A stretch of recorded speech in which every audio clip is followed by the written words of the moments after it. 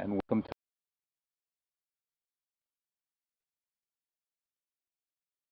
afternoon. My name is Mark.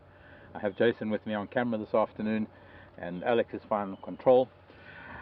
A super hot day. I think our temperatures are really skyrocketing. I think we're sort of sitting in the low 40s, which is probably sort of around the high 105, 100 and something above 105 in terms of Fahrenheit. This is Nkuhuma Game Reserve. This is our live safari this afternoon. We have a wonderful afternoon ahead of us. We don't know anything about what we're going to see because nothing can be planned. It's all very well to sort of start off and say we plan to do this, this and the other, but the wildlife doesn't always comply. And especially on a very hot afternoon such as today, we are either going to be finding some unexpected things, or we're going to be able to wander around until things start cooling down, and once things start cooling down a little bit later, we might start seeing things. I think what we do have is we have lion in our pocket, for want of a better phrase, because we found some lion this morning, and I'm pretty sure that after a very hot day like we've had today, I'm pretty sure they're not going anywhere. And we can go past them now, soon, within the next half hour or hour or so, but I don't think it's going to really be much point in doing that, because they're going to be flat cats. They're not going to be doing really much until things start cooling down around after seeing about 2 hours time. But what is going to happen is that in the next couple of hours, because it is so hot, we want to visit some of the dams and see who might be visiting the water, and in particular we want to see maybe there aren't any elephants in the area that might be swimming. So it'd be interesting to know if any of you have been watching the Nkuhuma waterhole camera today, because you could tell us if there's been anything down there. And we don't know, we haven't been here, but we also don't see what goes on in front of Nkuhuma. We are sort of behind the scenes kind of thing. And today, unfortunately, we weren't even here at Nkuhuma today. We had to go back to Manyeleti today. So we've just come back into Nkuhuma. It's been a wonderful, really hot drive. I'm hoping that everything else is going to hold on the vehicle because of the heat. I certainly hope so. We did have some problems, so let's hold thumbs on that one. I think one of our best things to do is maybe if we find something at a waterhole or at a dam, is to actually just sit and watch it if we can find some shade. But it is one of those days when everything is just sort of, everything is limp and wilting. The grasses, the flowers, the trees, everything is sort of just hanging. There's this berg wind coming in from the north. It's a very warm wind, and in Shangaan tradition, it is when the wind comes in from that side, it's going to cool the rain that comes in from the south and the southeast.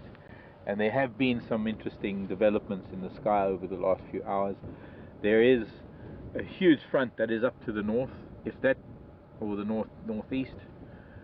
If that starts washing this way, we can expect sort of a flash thunderstorm, because we don't normally get weather from there. We normally get things from the south and the southeast. And the big thunderhead that was building up just after lunchtime has sort of dissipated, but we don't know what's behind it, and there's definitely a front coming in. And that is evidenced by this wind that is sort of a northeaster that's blowing now, as opposed to the usual southeaster. Sometimes we get a bit more of a northwester. Maybe it's a northerly wind. It's coming in from we'll be able to see it later. A really big front that's hanging out in the northeast, that's probably hanging over Kruger in the, I suppose, maybe from Auckland to Letaba and going north that way. It'd be interesting if I could only access a satellite map. It would be wonderful to actually see that and see how these storm systems are moving at the moment. But for now, we've got wonderful blue sky sunshine, and I'm thinking where we should start. I think we should start maybe not the usual, but we should start at a place like Treehouse Dam, where I'm sure there's going to be a bunch of buffalo, but there might be some other things wallowing with them, if we're lucky.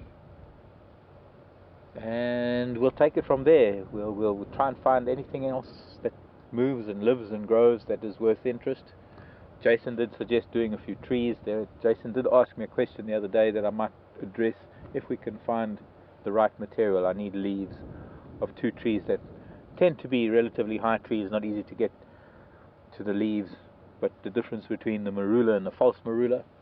And we'll see what else we can find for you. But do please send questions and queries or subjects or anything you want to know about. Please send them to questions@wildearth.tv, or you can tweet them at hashtag Safari Live, and we'll pick them up, and Alex in Final Control will send them to me through my little earpiece on the radio. So let's go see what we can find for you on a wonderful hot Christmas afternoon. Merry Christmas, everybody. Those of you who are celebrating Chag Sameach. Hanukkah has just ended. For those of you who've just finished Hanukkah, I don't know, when is Diwali? September, isn't it? I don't know. And I'm sorry, if we're going to mention some, we need to mention everyone, and I don't know. Maybe someone out there can tell me when. Maybe. Sorry, I've got hair blowing around my face because I'm molting. Still getting rid of my winter coat.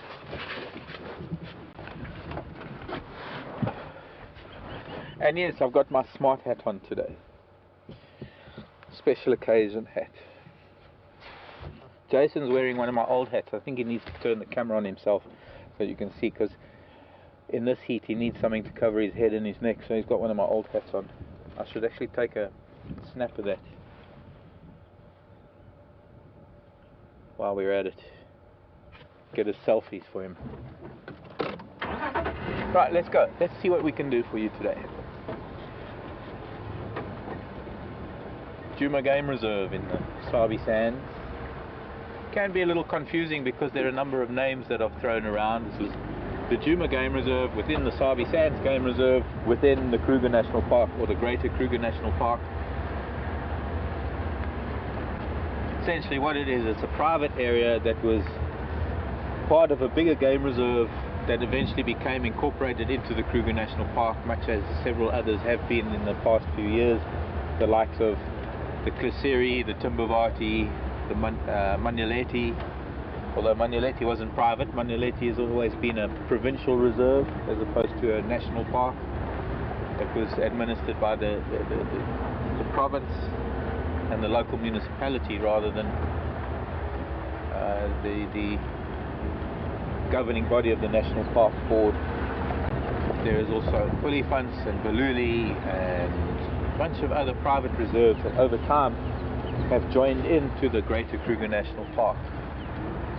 And interestingly, I had a question this morning that was emailed that I didn't get to on Drive. A question about whether, since a lot of these parks have been dropping fences with the private reserves and creating bigger game reserves with the private reserves.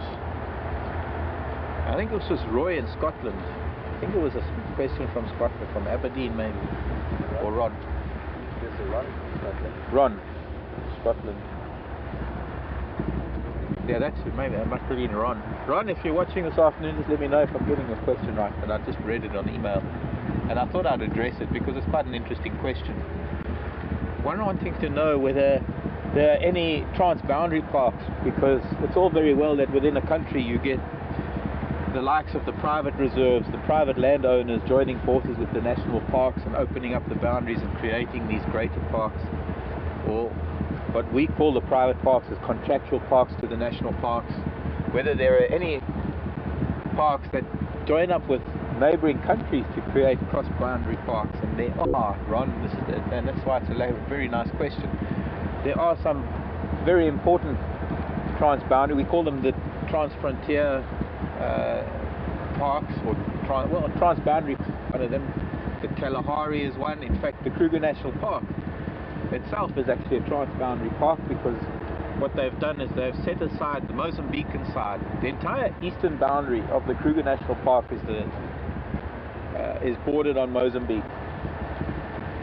And it was some time ago, I can't remember when, that it was decided that that boundary, that physical boundary, was going to be removed, and that they would create a mirror national park, almost the size of Kruger, within the boundaries of, or within the borders of Mozambique. And the internal boundaries between Kruger and Mozambique would come down, and they would incorporate that park, which they call the Limpopo Cross Boundary, or Limpopo Transfrontier Park, would become a part of the Kruger Park, and it extends the size of the Kruger way into Mozambique.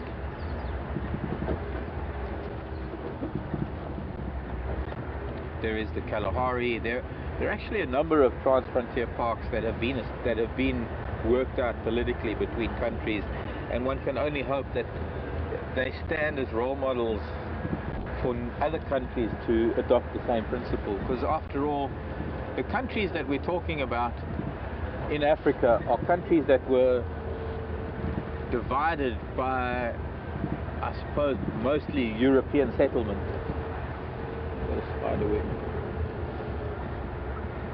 And it was kings and queens and lords and who knows what who cut up Africa and divided the spoils and fought over the pieces like children fighting over a birthday cake.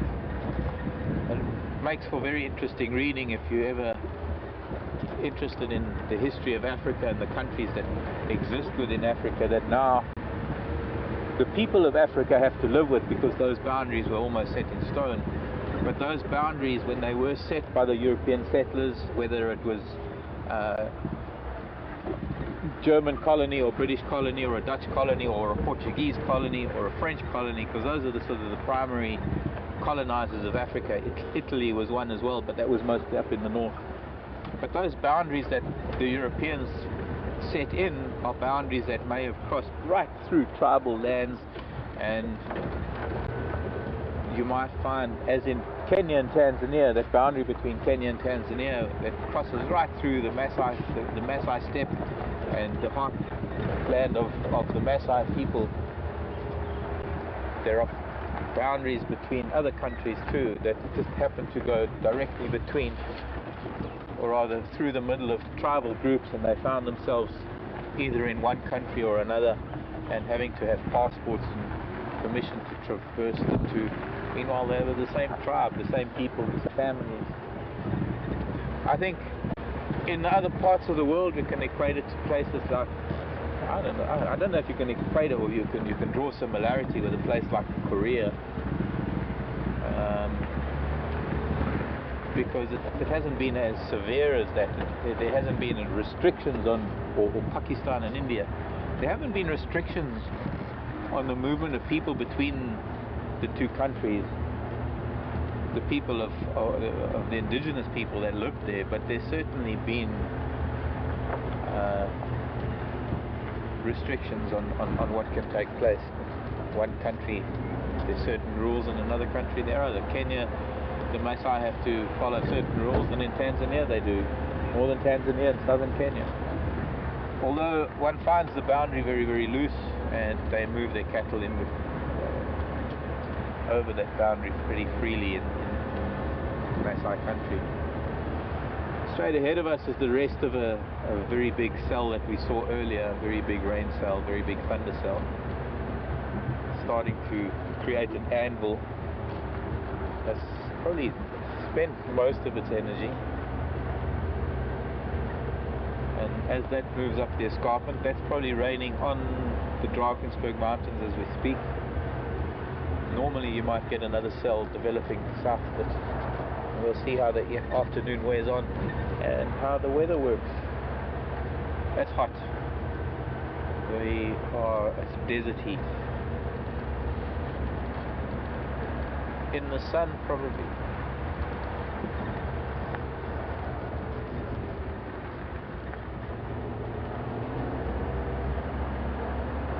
Early 40s, low 40s at least. Message from Peter Pretorius. Hi Peter and Lishan. Lovely to hear from you. Peter mentioning to wish us a Merry Christmas from Peter and Lishan and family, so I just want to put that out there as well. It's great to have them on drive this afternoon if they're with us. It was nice catching up with Peter for the last few days he was here, and the first few days I was here. We haven't seen each other since 2010, so it's a good few years, 3.5 years.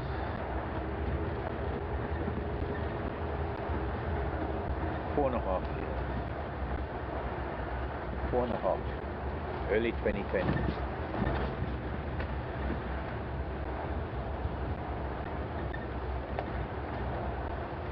If you are watching Peter and Lishan, hope you caught Karula this morning. We managed to catch a little sight of Karula this morning. She was very close to the Nkuhuma Pride. Nkuhuma Pride lying up on the southeastern corner of Djuma, and also with one of the Matimbas. One of them is timber males. I'm hoping that Karula managed to avoid them. I don't know what chance there is of trying to catch up with her. She would have also gone to in this. I even managed to make it back to her den site where she'd left her cubs, and we don't know where that is.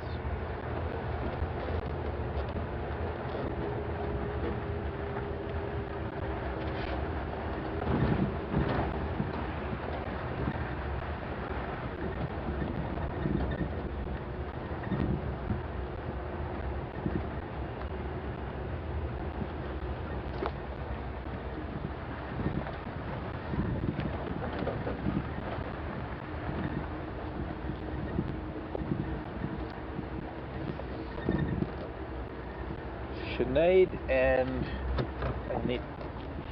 I need to get a spelling out, and I'm curious about the name. Please spell the other name for me. Ah, okay. Safe and Sinead. Hi kids. Sinead's 8 and Safe is 7. Oh, Warthog, don't run away. We want to see you in the mud, child. To sneak down here and oh boys, you don't have to get up, really. It's such a hot day, you can stay in the water.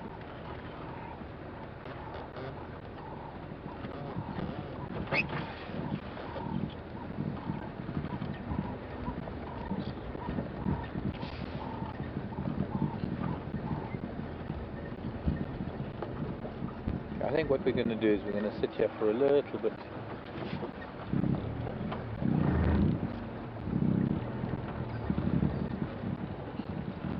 I don't think I can emphasize how hot it is at the moment.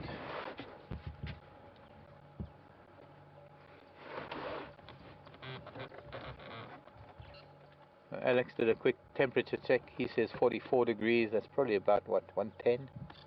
I don't know. Of course, the downside of sitting with a bunch of buffalo is that we get all of their flies that are now finding probably our sweat and things a little bit sweeter than theirs. And these little flies are very, very tiny, and they're very, very irritating. They can be. They tickle so much. I need some dragonflies to come and catch them. Sinead and Saith wanting to know, how is it that we can get so close to the animals? Which is a very good question, guys. That is a very good question. Because we can only really get as close as the animals will allow us to get without really affecting their behavior, or without them becoming defensive and requiring, or them becoming aggressive sometimes even. But I think the main answer to that is the vehicles here all kind of behave in the same way, and most of these animals, in fact I'd say all of these animals, even the 40-year-old elephant, some of the older elephants, they've all been born to vehicles moving around in the bush. And for most animals there are two things that they're mainly concerned with, and one of them is danger and the other one is food. And well, when it comes to the vehicles are not danger and they're not food, and they kind of know this because over time they learn that we might just be a little bit of an imposition, a little bit of an interference in their lives. It's a very interesting buffalo that we're looking at right now, the one in the middle. That's what we call the spread. The horns on that buffalo, I was going to say elephant, but the horns on that buffalo are incredible. They rather unique. Especially that left horn, the way it sweeps down like that.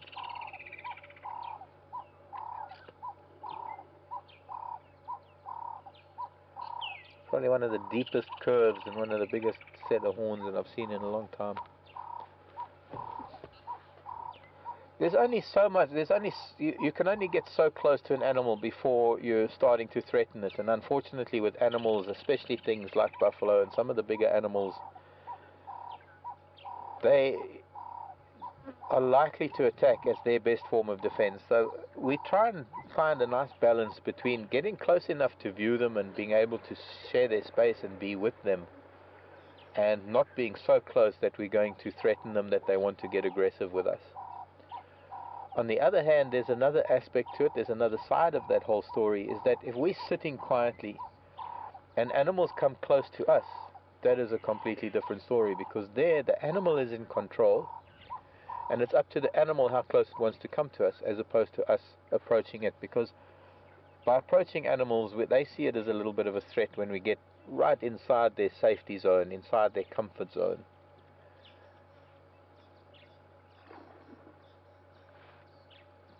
But they can rule that comfort zone themselves if they want to come close to us, which is why sometimes lion and elephant and leopard will come right up and almost brush against the vehicle, because they feel comfortable that the vehicle is not a threat to them, that they can come and do something like that.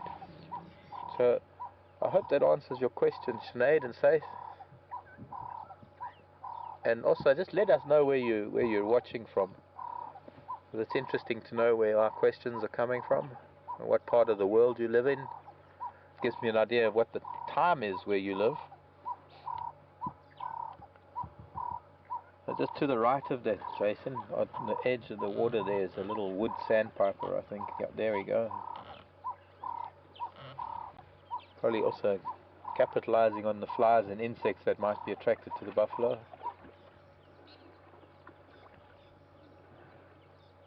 Little wader, little plover-like bird.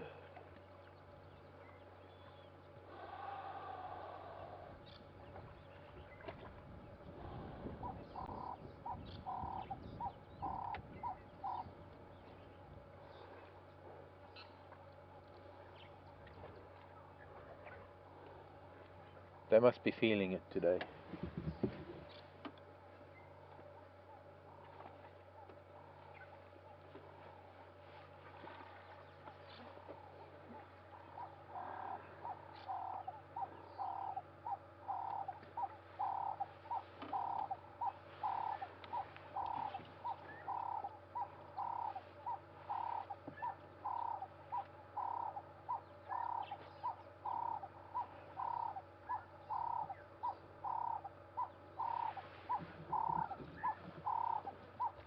Sorry, Alex, what loses its shine?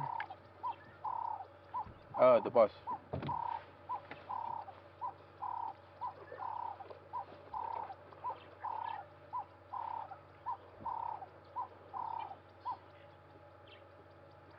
Sarah in New York. Hello, Sarah. Sarah's wanting to know with the buffalo, with the boss of the buffalo, that section of the horn above the eyes, in the middle, on their forehead, that very dense section of horn that we see.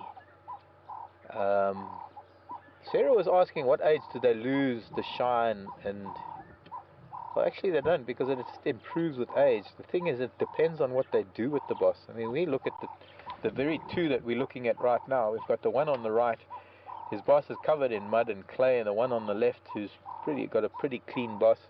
If we scan to the one on the extreme left, you can see a lot of reddish, well, you can see a completely different texture. That's because he's been rubbing his boss on a tree, and so there's a lot of bark caught up in the grooves and the holes in the boss.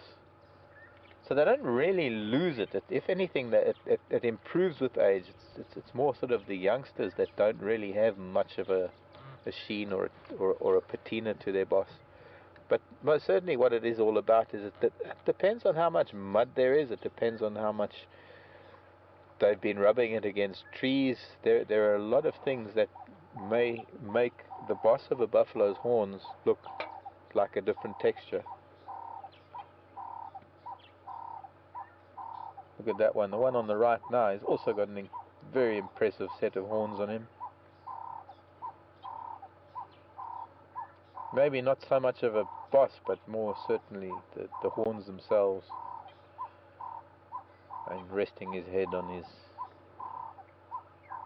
brother's shoulder.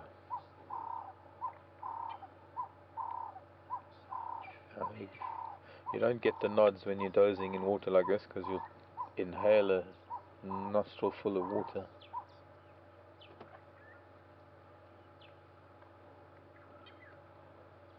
And it's this habit of theirs on hot days that lends to people calling them water buffalo as opposed to Cape buffalo, because the water buffalo is really the Asian species of buffalo more than it is the African.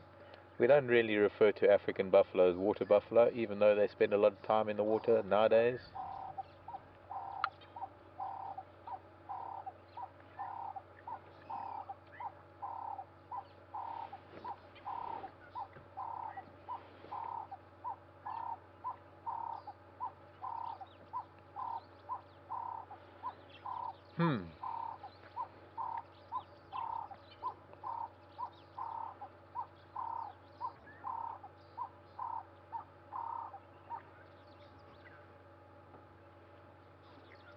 Nature's infinite patience.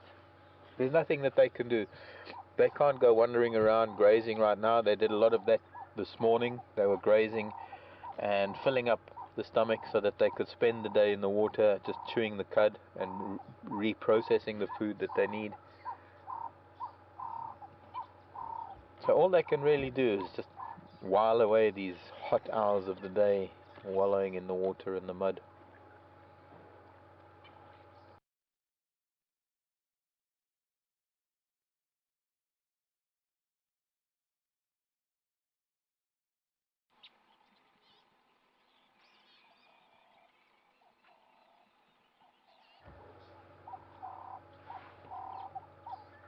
That's black screen.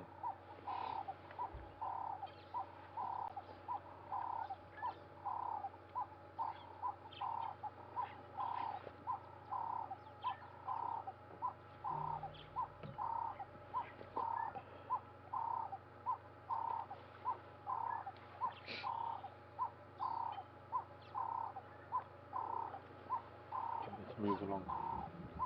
Was the hot head too sweaty?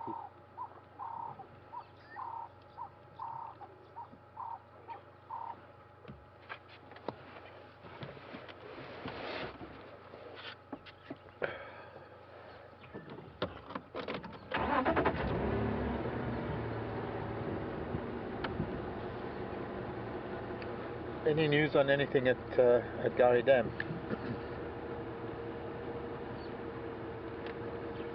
Okay, thanks.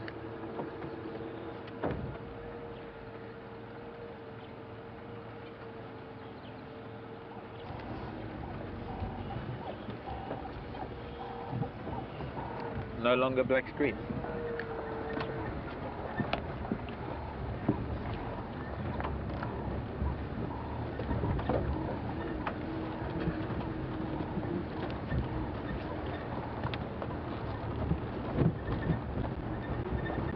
Bye boys. Catch y'all later. Maybe.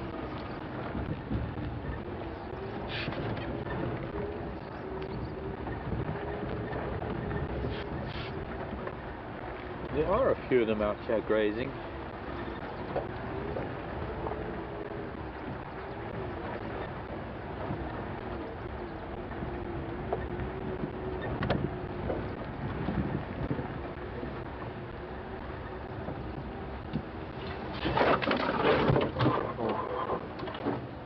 Panicked. Sorry boys, I need to make you move that fast in this heat. Yo.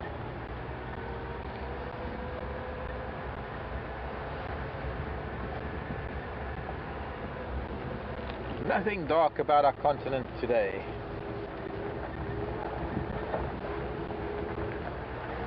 Anything quite the opposite. Very bright planet. Very bright Africa today. Deer! I have a list from deer. Have to wait for it. Haven't heard from deer for a while. Nice to hear from you again. Deer down in Florida, well, Miami, Florida. What's deer asking? Wonderful thing about live broadcasts like this is you can ask questions and I can answer them immediately.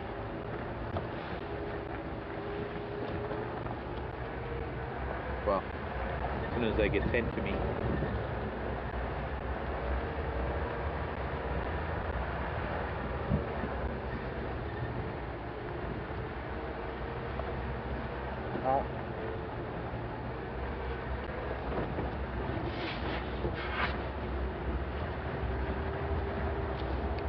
Okay, thanks.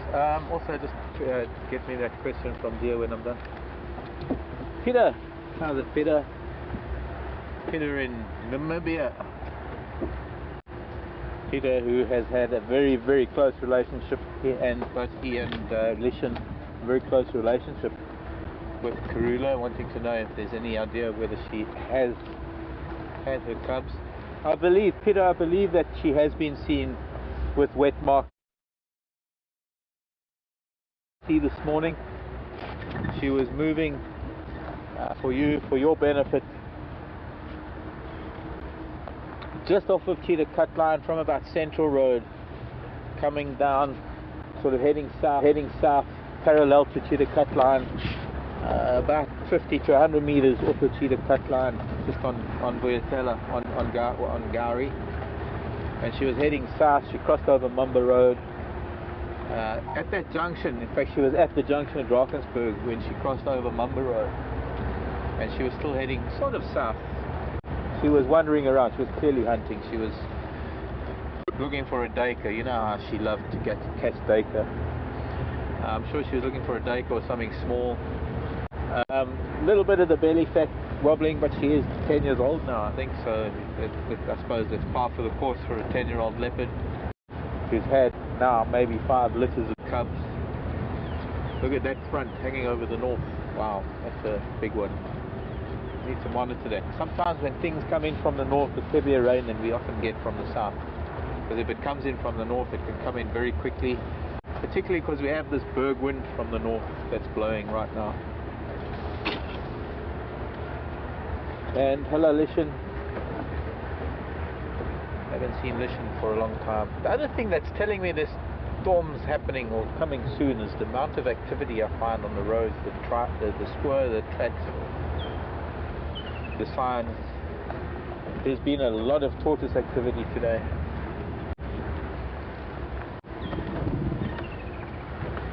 And that usually has some indication that they're moving around because they're expecting a lot of rain. They need to get to some high points.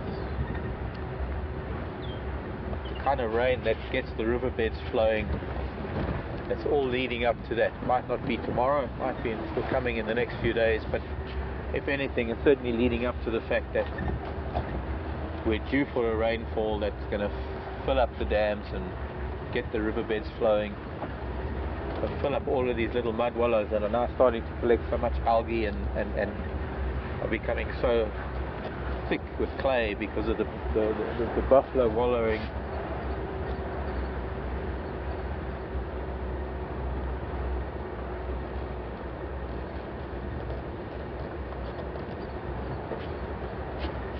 And this, if we look at this little pan, this should be full this time of the year. All it is, it's like it's a little puddle with really not very pleasant. Oh, it'll still be used. There's a lot of algae growing in it. And further down is Chelapan. Chelapan, also another one that should be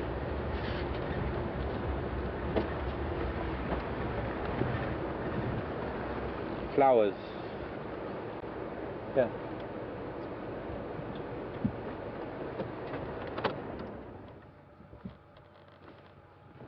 I think, I'm not sure. Not sure which acacia this is. There's actually a flower. Yeah.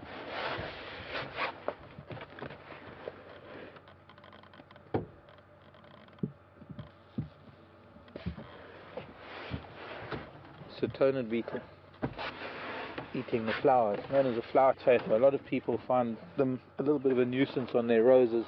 Not that species, but other species of Saturnin's.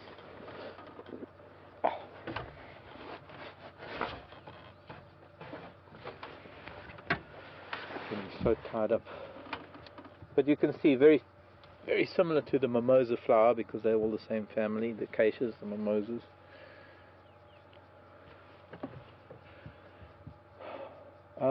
Could be robusta. I'll have to check in my acacia book.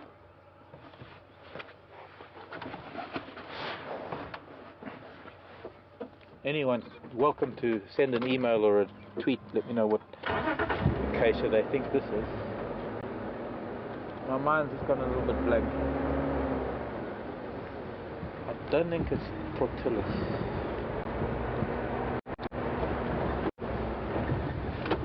Tortillus has the straight thorn and the hook thorn. There aren't any of these ones that are big that are flowering. It could be small umbrella thorns.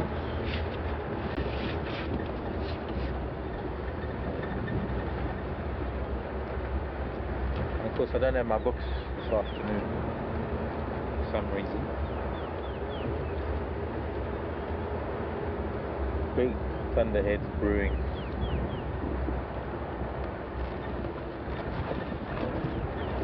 I think we'll go past Nkuhuma. I think we'll go past the waterhole there. Nothing here at Chelapan. We'll maybe hang out a little bit in the north.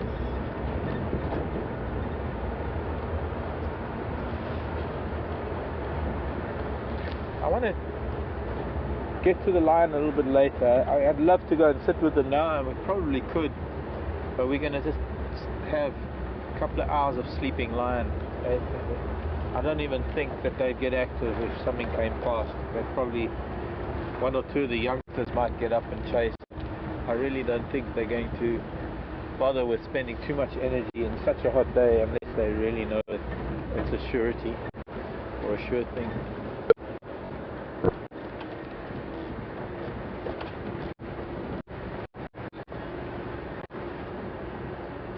Peter, if you are watching, I just want to let you, I did find a lion skeleton.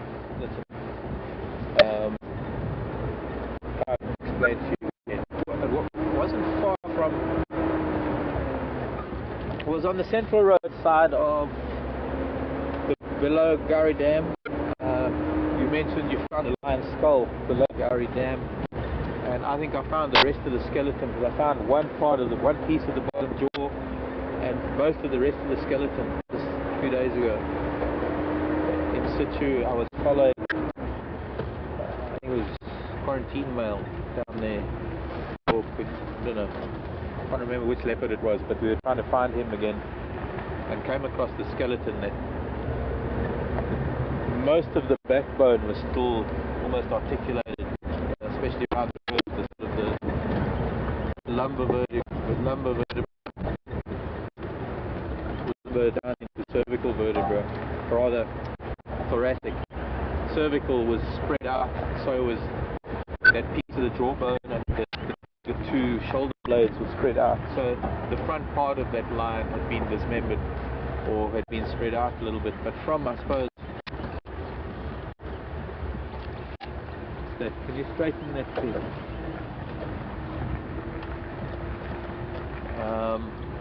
So from about the start of the lumbar column, the back vertebra, the cervical vertebra all gone. From the lumbar down to thoracic and caudal vertebra, they were almost in situ, almost articulated. I'm wondering if it's not the same cat that you found, because the cat, there wasn't much indication from the vertebra and the other parts, other bones, because of all the gnawing on it from various things.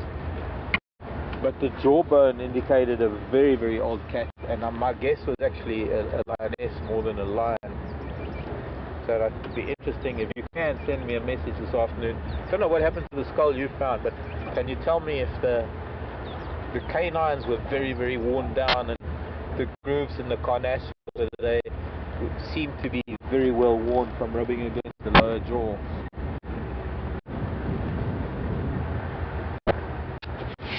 It would be nice to match up to the jawbone that I have and the skull that Peter found.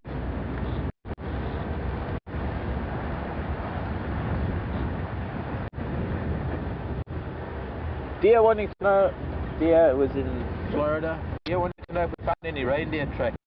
Oh dear, funny that you should mention, because there were some tracks up on Sandy Patch when we were coming back in today that were very, very strange, and I was thinking, you know, it's unusual to have waterbuck there, but then it wasn't that far from the Buffelshoek, the big dam on Buffelshoek, not Buffelshoek Dam, but the big dam near Sydney's house. So they weren't quite like waterbuck, so it must have been an animal about the size of waterbuck. And of course it wasn't wildebeest, because wildebeest is very distinct. So it could very well have been reindeer tracks. I'm guessing that the anti-gravity drive that the sled has, Santa's sleigh, I'm guessing that might not even the ground, so that it might not even leave tracks. So all we really need is sort of a few tracks of a reindeer touching down and skimming across. Could very well have been reindeer tracks. I'm guessing that the anti-gravity drive that the sled has, Santa's sleigh, I'm guessing that might not even the ground, so that it might not even leave tracks. So all we really need is sort of a few. Welcome back.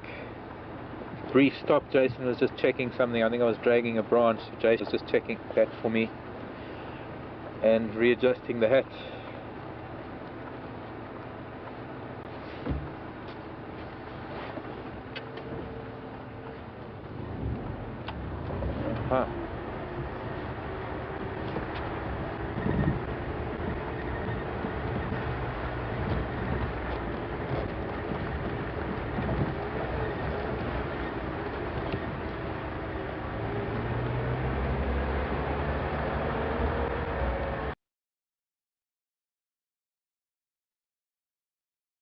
Bad because it's not sitting properly.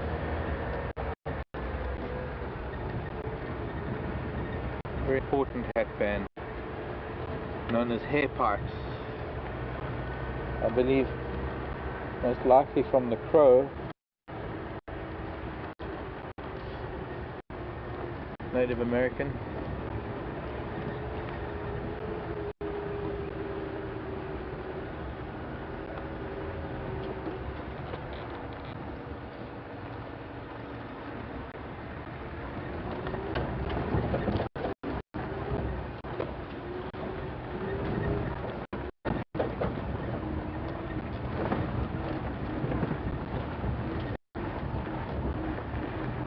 Oh look, buffalo, what a surprise. But more importantly, the geese and their goslings.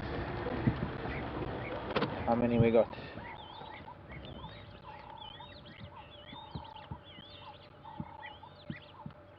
7. 2, 2 and 2 and 1.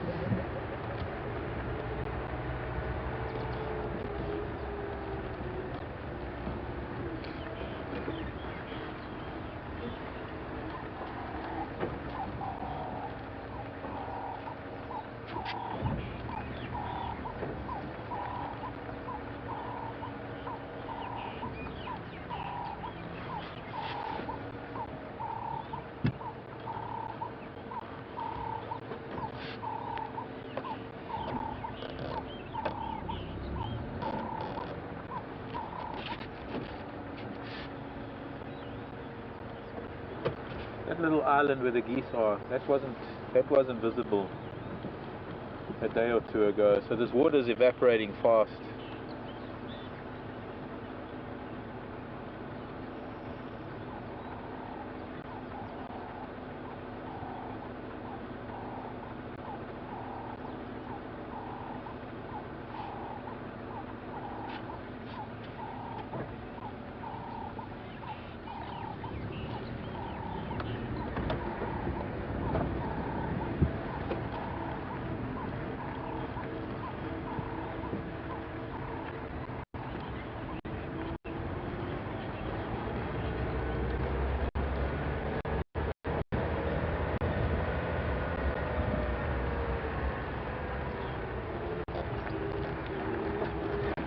Pardon?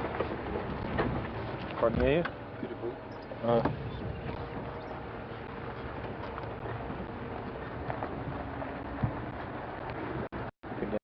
Oh. Maybe just a little bit further up here. Can be awkward with the slope, but Jason can adjust accordingly.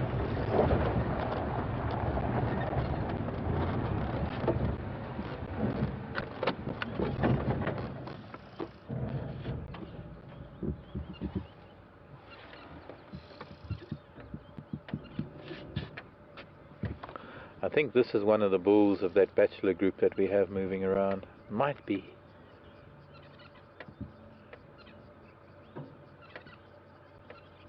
Got a very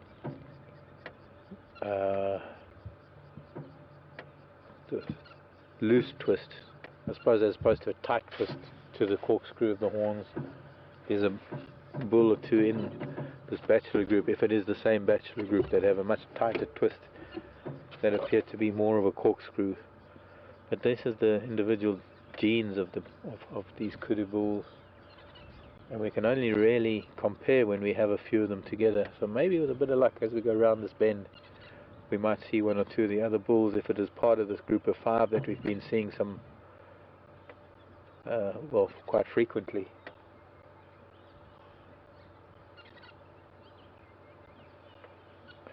Where he's standing, I can't count the amount of times that we've actually seen leopard lying on those rocks where his very feet are.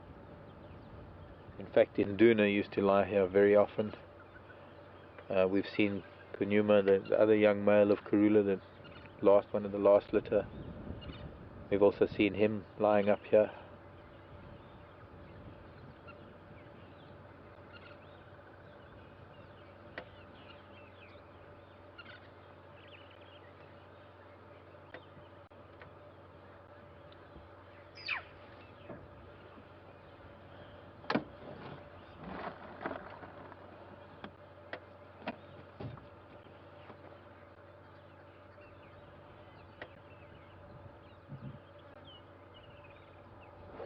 That's exactly where I left her. Looked like she was slowly mobile south. I lost her because there was just it was too heavy, the slatin.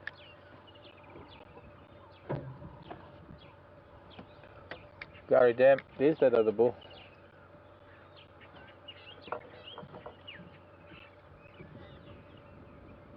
And I found my central and I love I'm going to Buffelshoek Dam.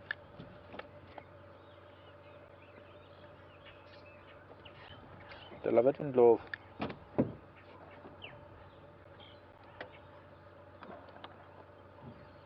Njarin there.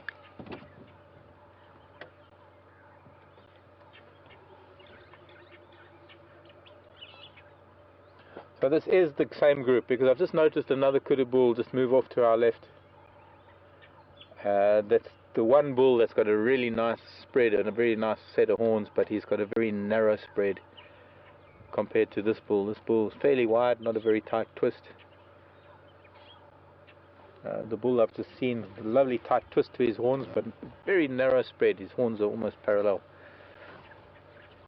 Let's see if we can find one or two others from this group. We're sitting in a rather awkward position right now. There's a dwarf mongoose just below him. Just in front of him. Gone. Dwarf mongoose about the size of those oxpeckers on the kudu's back.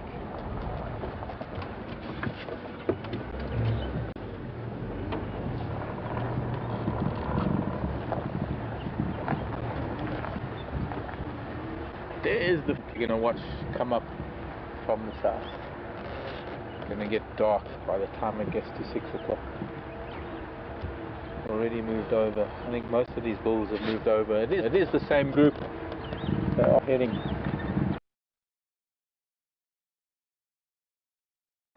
northeast. I don't see any others though. Whew, let's get some air under our wings.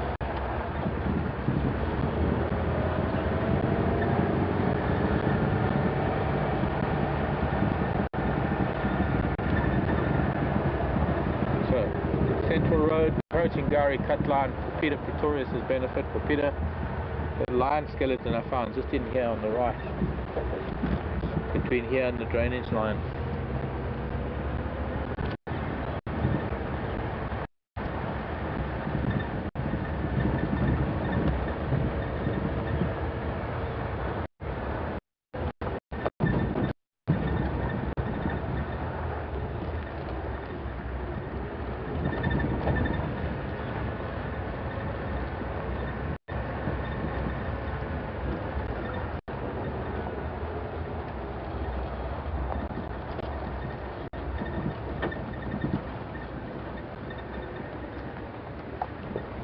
There's an ominous feeling about it. The way the wind is blowing, it's sort of like a pre-storm, it's almost like a pre-hurricane type of thing. It's a bit eerie.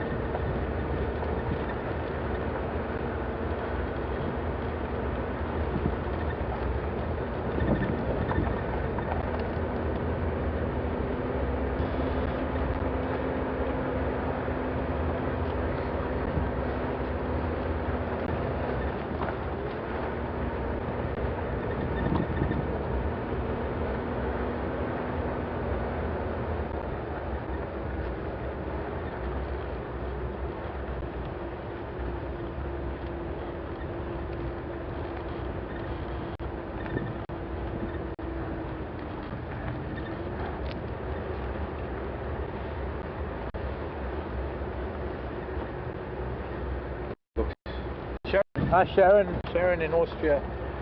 My backup when it comes to queries and things. Sharon's always there for me with answers. Thanks Sharon. Sharon's saying possibly, or Sharon seems to think Acacia mellifera. Which is known as the black one. Could be, you're right Sharon, it could be the mellifera. Very sweet scented thorn. With a very sweet resin actually, kind of resin that bush babies eat in the winter months when there are no insects. They'll scar the bark and force it to exude in resin, and pretty much in the dry season their diet is mostly resin of different trees, most of which are acacias.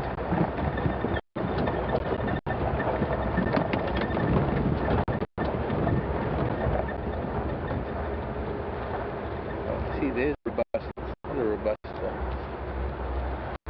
growing in the wrong place to be a robust thorn or black thorn. mostly only grows on riverbeds, and I've seen a lot of flowering acacia. Saw a lot of it this morning following Karula and around where the lion were. So it's on a much sandier soil than the likes of the acacia robusta, which is somewhat similar. Acacia is kind of difficult.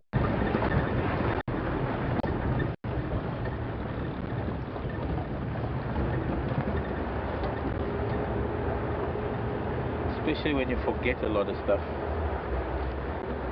I think it's easier learning stuff for the first time than trying to relearn stuff that you've forgotten, because everything just accumulates in the brain to make a jumbled. It's all jumbled. Trying to sort things out in time. Ah, very interesting flowers. I'm going to go a little forward because we've got some closer here, Jason. Those there.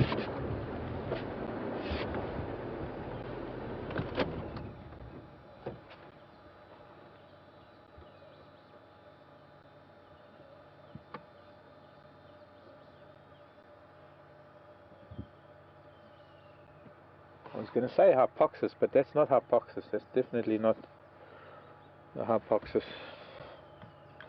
I'm trying to, again, one of those times when I'm trying to think what those are and it's not coming to me.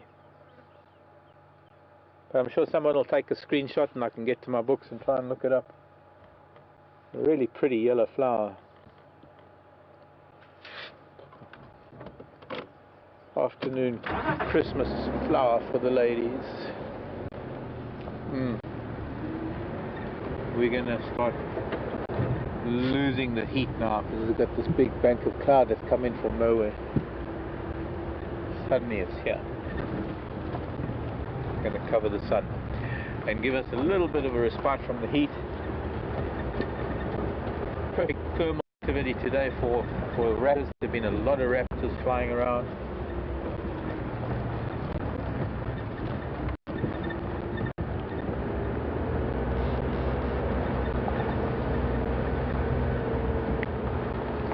Some of them as high as 5,000 feet even. Some of them soar extremely high altitudes.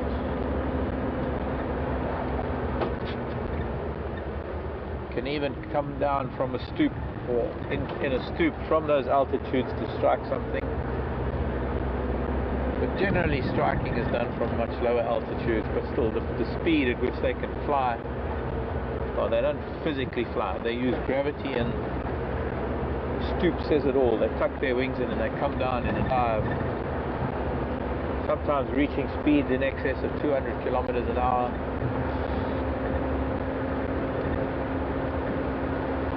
And striking something at that speed, it's bone shattering, neck breaking. In fact, for many animals, don't survive the initial impact of an eagle. And that's not necessarily because there's a porcupine call on the road. Not necessarily because the opposing talon enters the brain case and renders them instantly dead from that. But also, I suppose it's a combination of that and broken neck, shattered bone. And remarkable that the eagle doesn't break anything. That the eagle, on impact, can break with its wings. Almost like a parachute.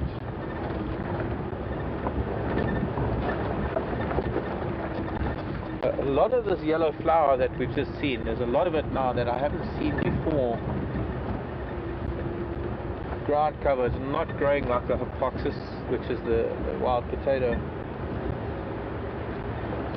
Flower a little bit similar, not quite, but a little bit similar.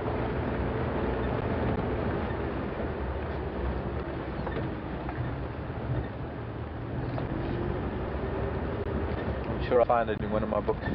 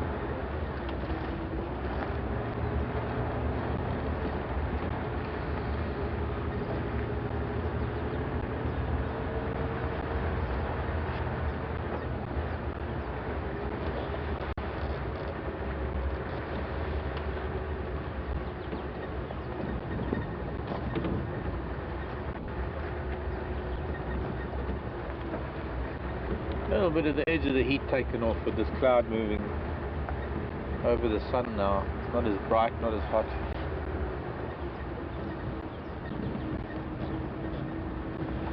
Makes a little bit of a difference.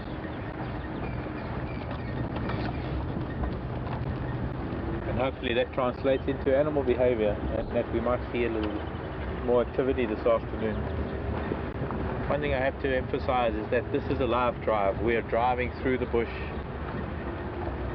in real time, and what one doesn't really get from the impressions that, or what you don't get from watching the likes of some of the really intense programs on National Geographic, Nature Wild, and similar programs, is that a lot of that is material that has been filmed over months and months and months, condensed to give you a wonderful entertaining experience.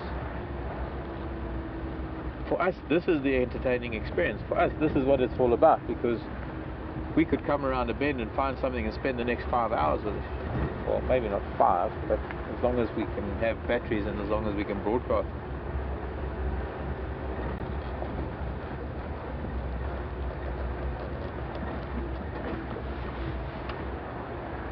I wish I could hear when that was.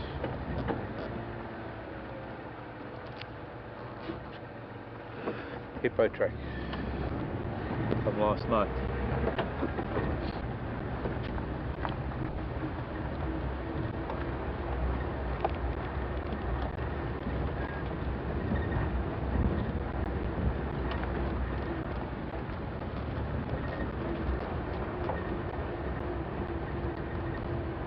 Aubrey.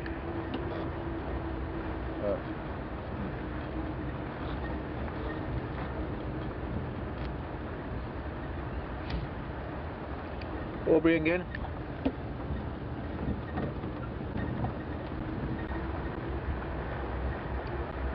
Aubrey again.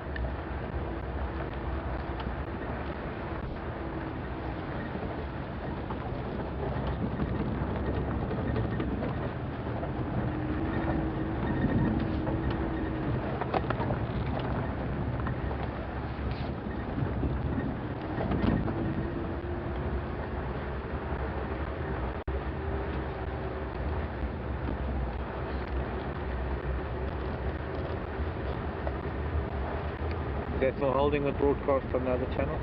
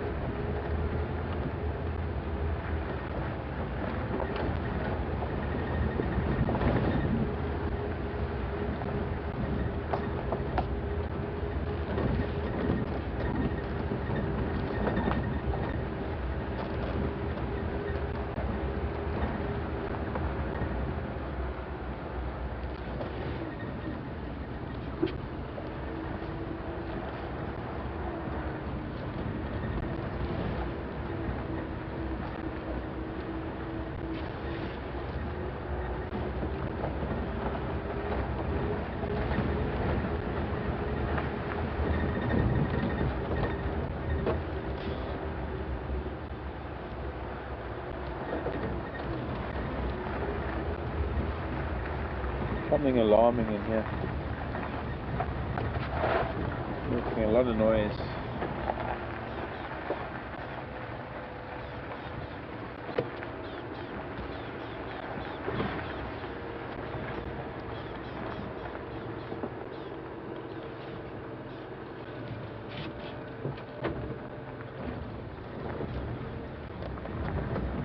Almost like the bird coming to call us because it's stressed out.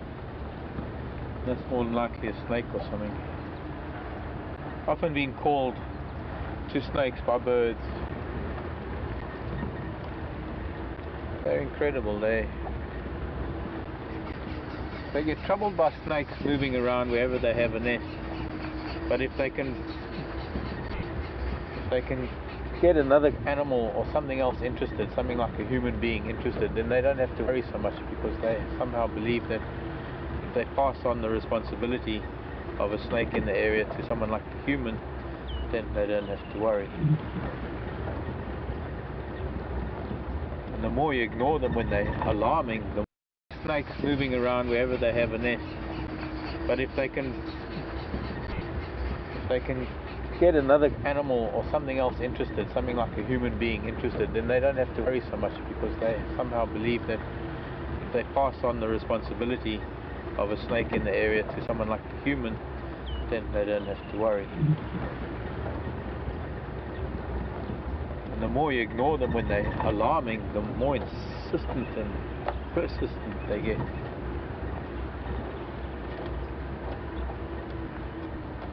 Bubbles Dam. Oh, there's a cormorant. Oh, wow. White-breasted cormorant, but there might be a reed cormorant here as well. We might have two different cormorant species. If they don't move, if I don't, we just do this carefully. Oh, that white-breasted is looking a little bit edgy. Yeah, we've got, oh, off it goes. That was the white-breasted, and we didn't get there close enough, quick enough. And there is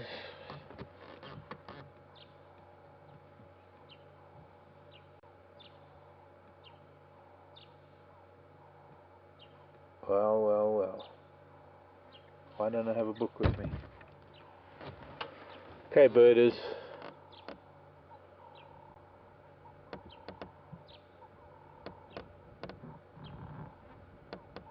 It's a juvenile. It's got an orange beak.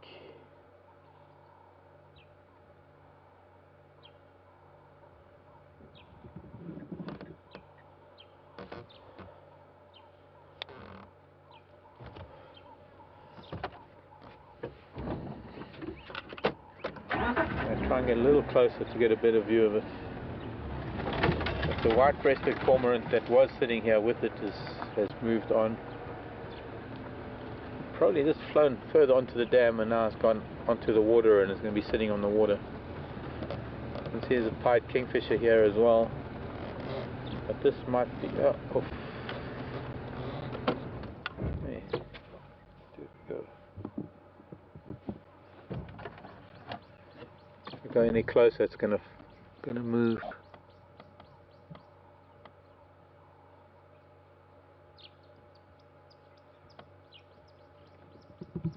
Red eye, orange beak, long tail.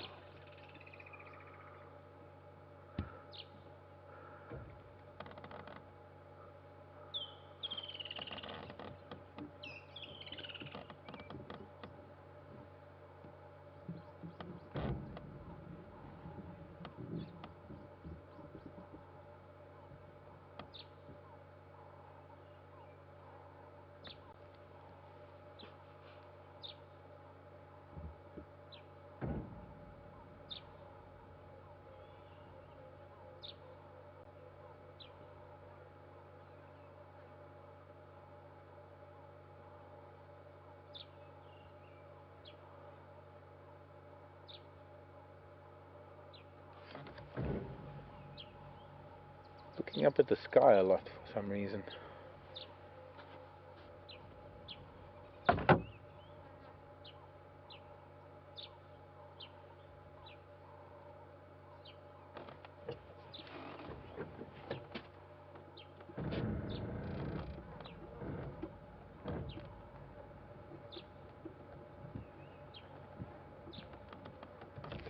rolling slowly forward because I would like to get a much closer view of this bird for the camera.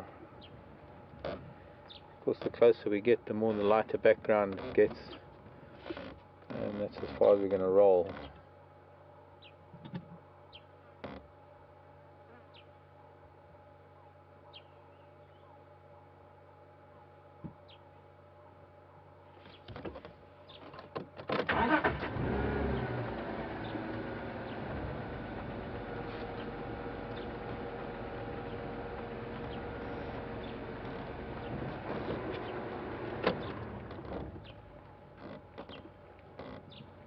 Okay, the camera's going to jump a bit because we're trying to keep it in focus as close as possible while I'm just rolling forward. If we can't zoom the camera, we'll zoom the car. Car that's not a car. And off it goes. Sorry bird, I didn't mean to trouble you. But it's also going to hit the water, going fishing. No hippos. What did you see? Oh wow. Yeah. Woodlands kingfishers. And there's also a stalk up, a couple of stalks, woolly neck stalks in the tree up ahead. As I pointed to them, I flew away. One of them did. Okay, well, and there goes the other stalk. Well, we're here now.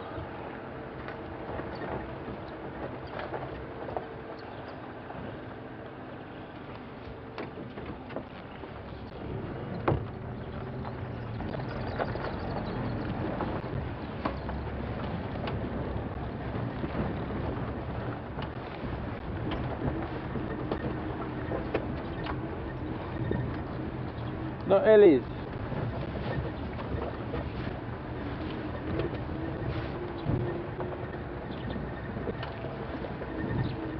If there were any elephant within a few hundred meters or few hundred yards or anywhere nearby, they'd be swimming right now. They'd be in the water up to, in fact, completely submerged.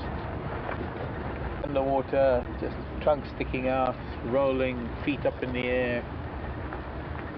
So the fact that this dam is not having any activity right now means that there's not too many animals in the vicinity. Well, no elephants. Other animals I can't watch for. Buffalo perhaps too. If there were any buffalo in the vicinity, they'd be in the water.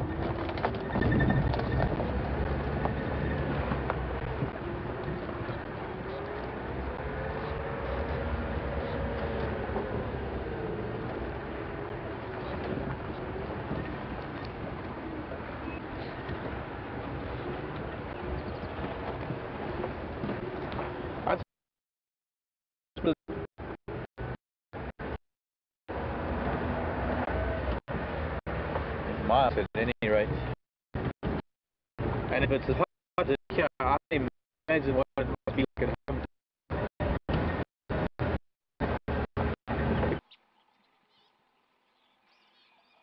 In the Sabi sand, it's a lot drier. Of course, this humidity makes a big difference. There's the white-breasted cormorant, which we're not going to see. And the darter maybe. So birders, any answers from you would be appreciated. What do you think the two birds were?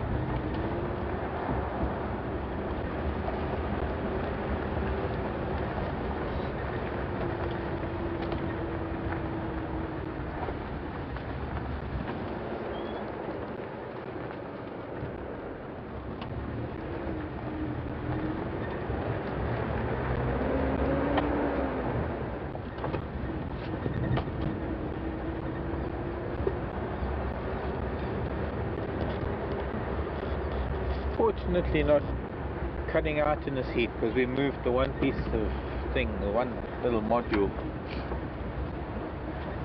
SDI to HDMI converter. It was cutting out and it was stuck in a closed box. Given it a bit more air and it seems to be working thanks to VM. Seems to be working, and that's what was making us cut out. It's getting very hot here last week.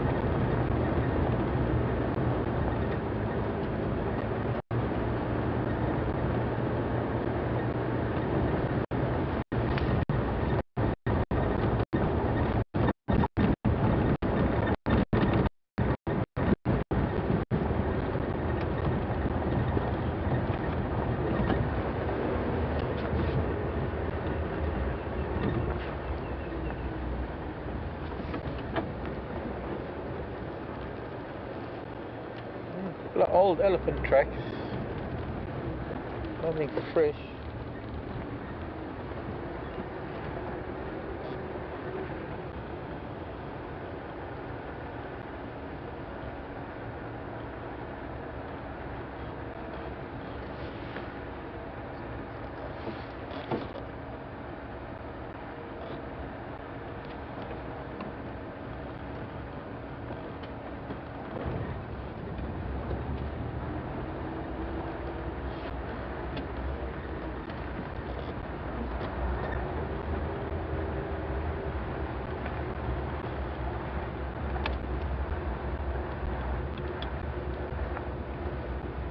Last station, where was that in Love?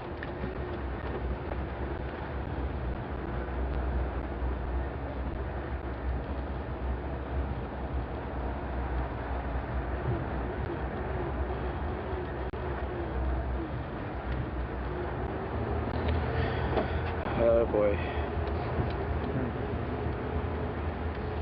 There were elephants somewhere, but unfortunately the radio is just not getting a message across. getting static. Sounds like Wild Dog have moved on to Arathusa.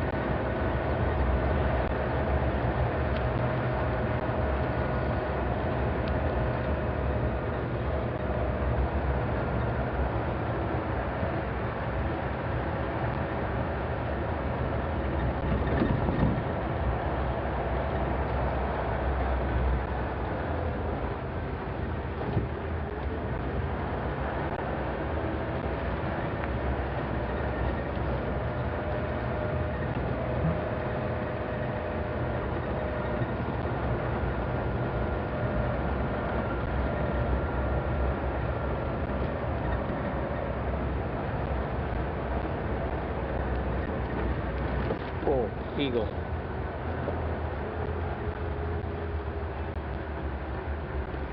Eagle just flew out of this marula tree. I think it was a brown snake eagle.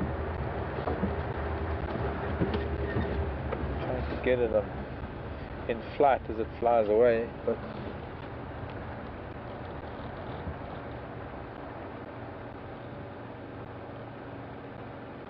there we go. Just get in front of. Not too many trees in the way now. It's going too far away.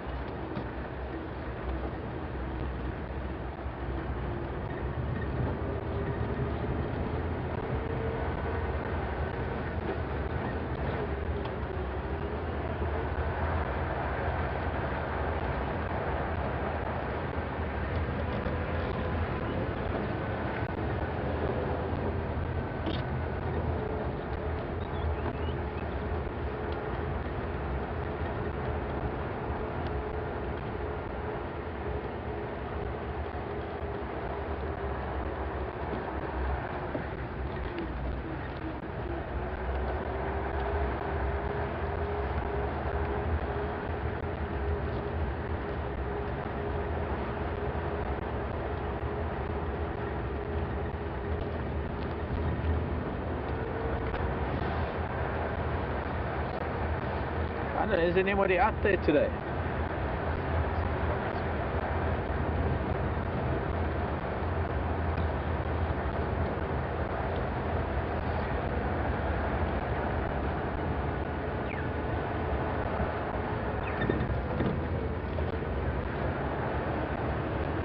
Is there anybody out there?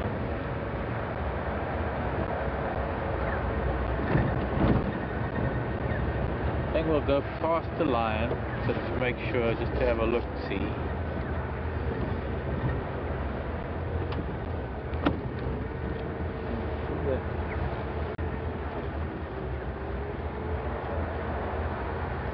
Oh yes.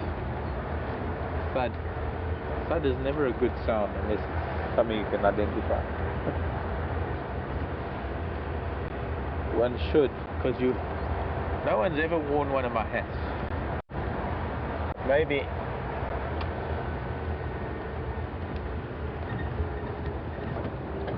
can get a sort of a selfie.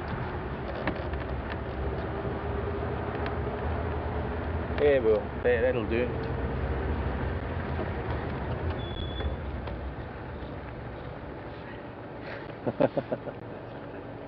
Can you zoom in on it? We're going to stop and listen, catch a breeze. Look at this little photo I just took. I'll put it on Facebook. I'll put it on something.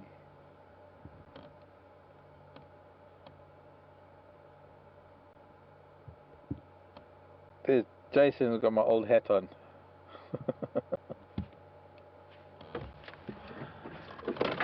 It's too hot to come out without a hat. Not my new hat, my old hat, my old hat. My new fawn coloured hat is sleeping now because I got my dark boss on. Because it's a special day. It's my grandmother's birthday. That's why. My late grandmother, my late paternal grandmother. It's her birthday today. This is in honor of my grandmother. Yeah, it's kind of also a Christmas thing, but it's for my grandmother. Since I don't have Christmas. Merry Christmas, everybody. Happy holidays, Yuletide, and all the other things that come along with this time of the year. Chag Sameach.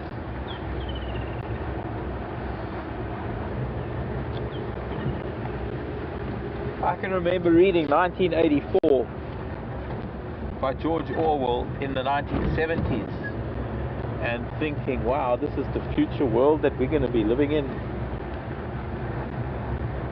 Of course, some of that is true and some of it isn't. That it is a bit of a case of big brother watching you. Look at this water buck. Wow. He doesn't run away. Magnificent big water buck bull. Oh, he's fantastic.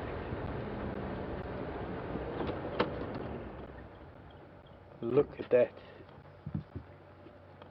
Probably one of the biggest water buck bulls I've seen in a long time. That is one magnificent antelope.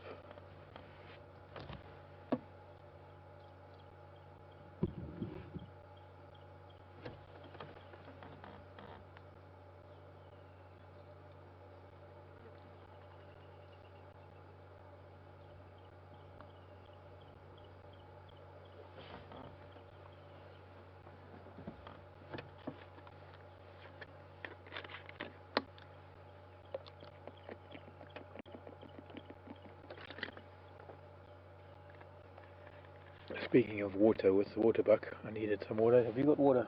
Oh, thank you, thank you. Okay, you must drink some.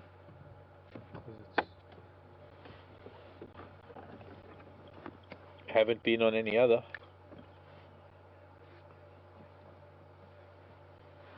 Okay, that might have been a mistake. I wondered why I hadn't heard from you. Just seeing it now, but yes.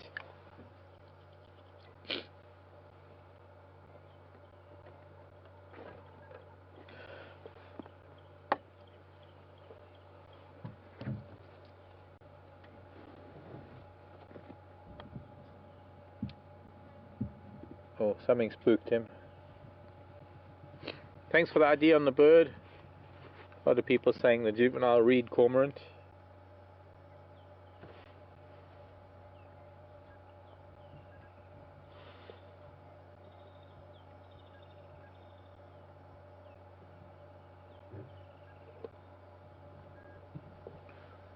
And he's gone. Okay, I guess Alex might have been trying to get hold of me on the radio for the last half hour because somehow with my water bottle here I must have bumped it into a lower channel. But sorry about that, Alex. I'll just stay on one for now then.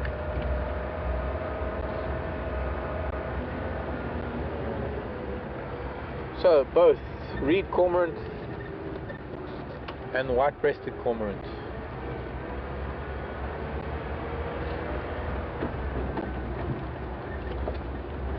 Any other answers is for the cormorant? Oh my word. Sorry, there's a beetle flying and I'm hoping it's going to settle because this is a giant jewel beetle. Or it actually could be one of the giant stacconid beetles. See where it went? It's still flying.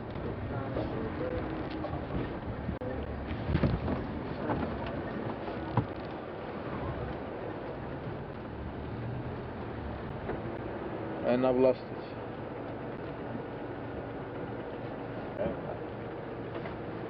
It was hovering around this combritum. I thought it was going to land. First I thought it might have been one of the big emerald jewel beetles, but then as I looked at it, it looked like the big female emerald cetonid. Incredible beetles, if we could only just see one. Not easy to see, they're very sensitive, they fly at the slightest provocation.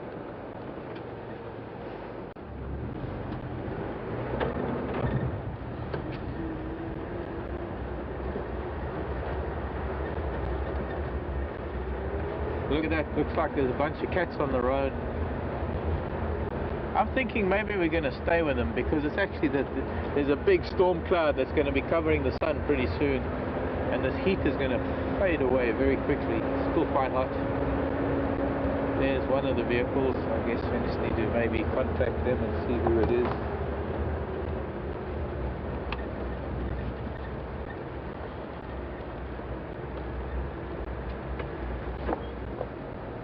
Maybe while I'm just getting on the radio, you can zoom in and see what's going on down there.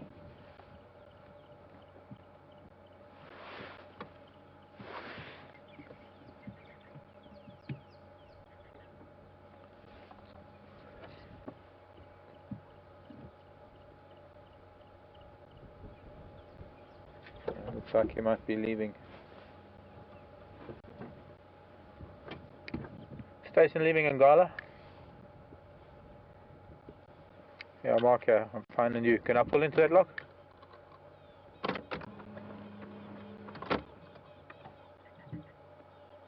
Alright, great. Thanks a lot.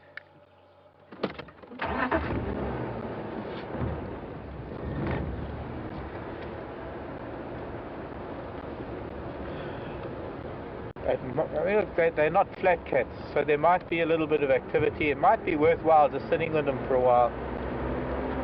This cloud that is over in the west is going to be covering the sun soon, so there's all manner of possibilities that can happen right now. Least of which is a little bit of interaction between the lion. But it's a beautiful thing. They're all just sitting in the road right now. There's, I can see the male flat on his side, a couple of the cubs. And as we're approaching them, we can already see the harshness of the sunshine is fading as this big mushroom cloud moves in front of the sun. This is one of the Matimba males, one of the very big Matimba males that's with the Nkuhumas. And with this breeze blowing, it's going to probably change things considerably.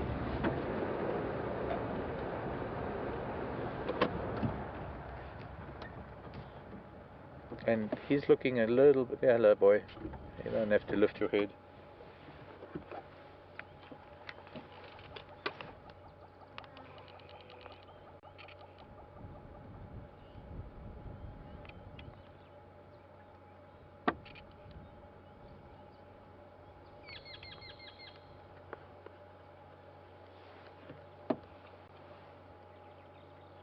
I think we'll just stay here. I don't think we need to go anywhere. I think it's quite clear that there's not really much moving around in this heat, and it's quite amazing that these guys have come out into the open. Actually, it's not that surprising, because as the cloud has come in, there's far more air movement out here on the sand, and if they can just sort of get dig under the surface of the sand, it's probably quite cool. This is all decomposed granite, a lot of quartz in the sand, so the sand doesn't get very, very hot. Oh, we'll see. They might just all go flat cat again. One by one, their heads are flopping down.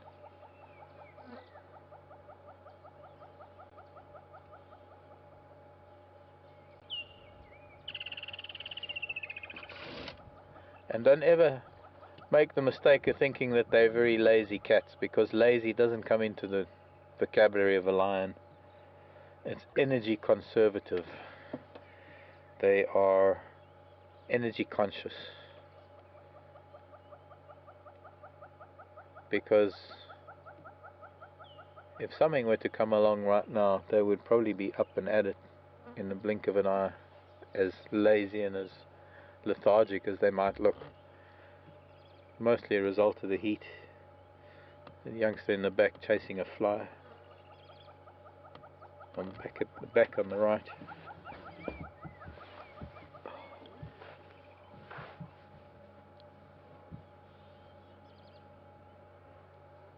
A fly bothering it. So let's talk lions or anything related to them. Any questions you have?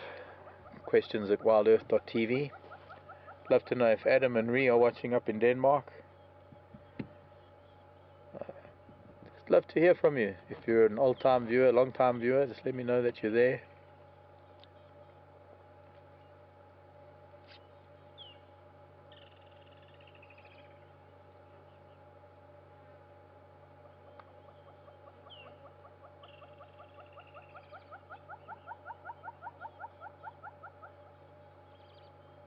That noise in the background is one of the hornbills. A very typical summer sound. Actually, not so much summer, it's all year round, but it's a very typical African bushveld sound, is the sound of a hornbill.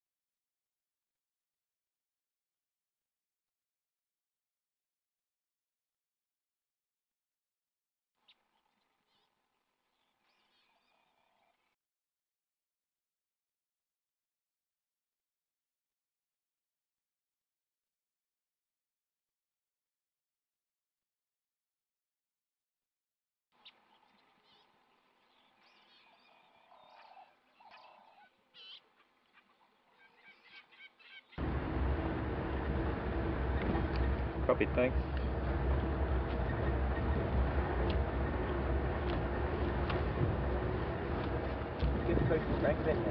Yeah. Had them on camera a few times. Pretty yellow here. Yeah, golden, yeah.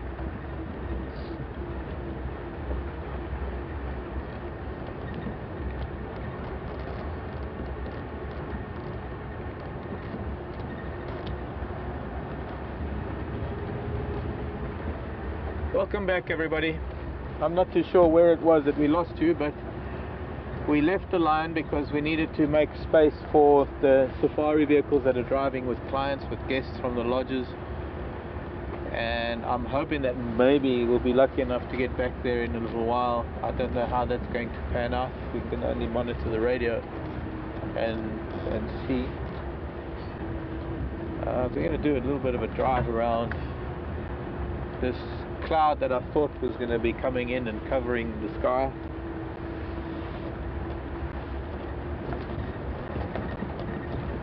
Hasn't really happened. The storm that was in the northeast is now moving over to the northwest, so that's clearly becoming another factor.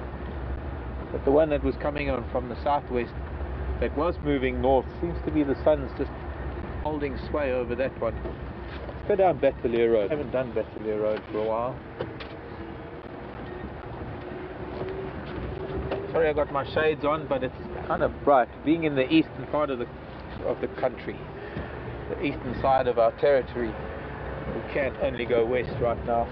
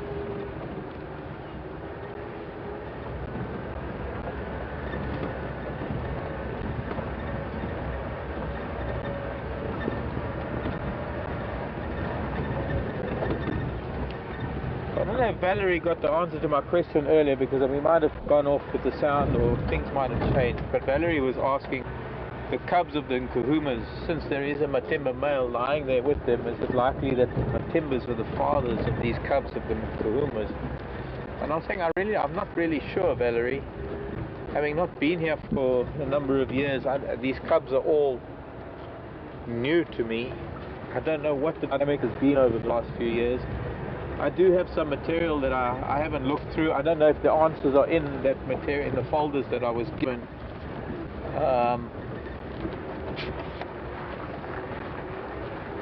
I do know that there have been a couple of male coalitions associating with the Nkuhumas, and none of them have really shown any aggression towards the cubs. And a lot of that might be that the females are not going to let them take over the territory. Who knows? Okay. We can act next to the line. It sounds like the vehicles that were there have all gone off to have their sundowner drinks. So we'll go down to the riverbed, go back up the road and spend the rest of the drive with them perhaps. And maybe there won't be any more vehicles there, but it's important to let them rest now, because there's a strong possibility that once the sun goes down they'll start moving. Unfortunately though, after sunset it's still going to be hot, it's still going to be humid, and it could be a couple of hours after sunset before they do actually get on the move. There's no telling how long it'll take for them to start waking up and getting a bit active. Clearly they look a little bit hungry, they're looking a little bit lean, which means that they don't have excess energy to burn off, they don't have reserves of energy that will have them playing a little bit or using too much of it, unless it's maybe just the cubs. So in all likelihood, they're just going to be sitting up and grooming and interacting a little bit. Well, we'll see. Who knows? Only the lion will know what they're going to do. When it comes to behavior, you can never predict. You can never tell what's going to happen when it comes to animal behavior, because they have a mind of their own.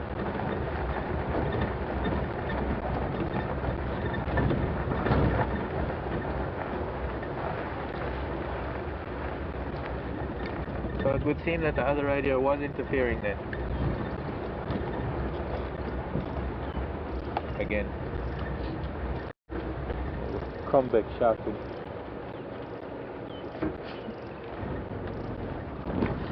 Yeah.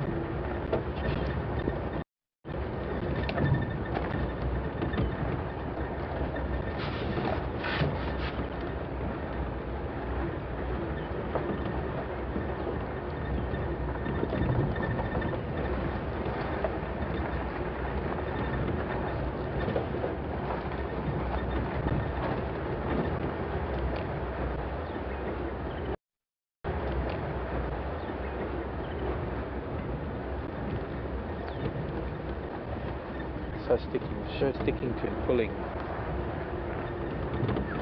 Very seldom that I actually wear a shirt.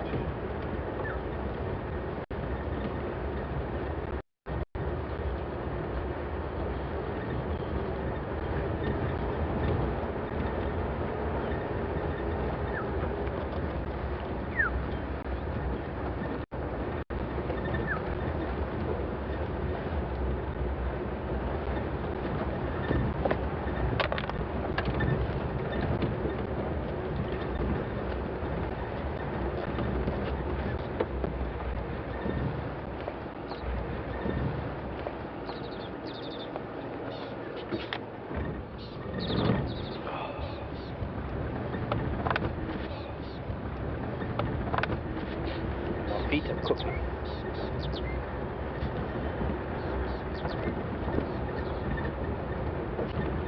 Hot day of note. This day today was one of the hottest we'll have this summer, I reckon.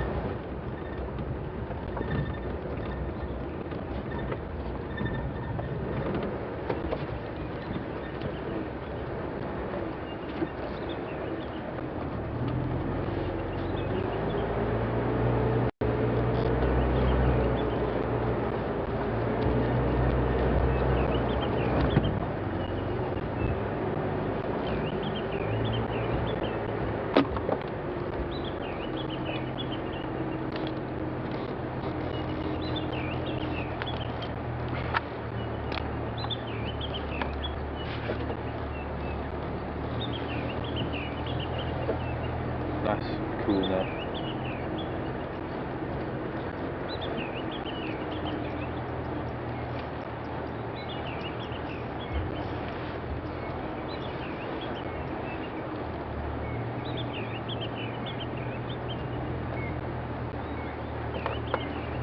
Okay, I had the other radio on top of you. Confirmed Sol said that they are the cubs of Matimbas.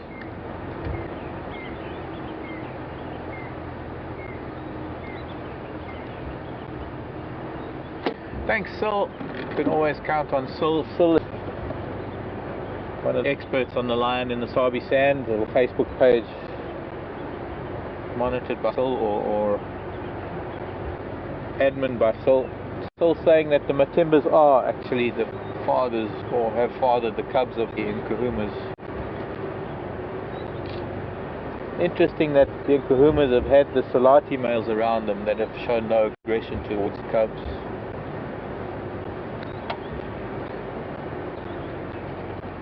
And of course, shout out and a hello to Roby and Fabienne in Canada. in Canada. Roby is Kokoma's brother. Kokoma is the little magnetic monkey.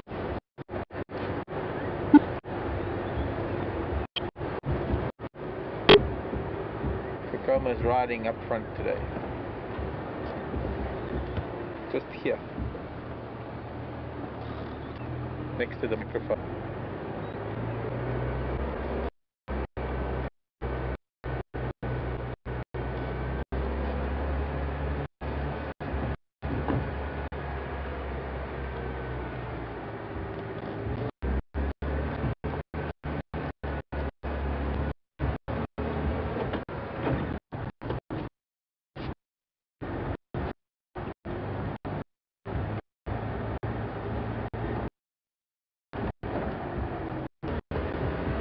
We're also heading up the road where we looked through this morning. I doubt whether she'd be moving now, and there's no way where she went after we lost Nyala.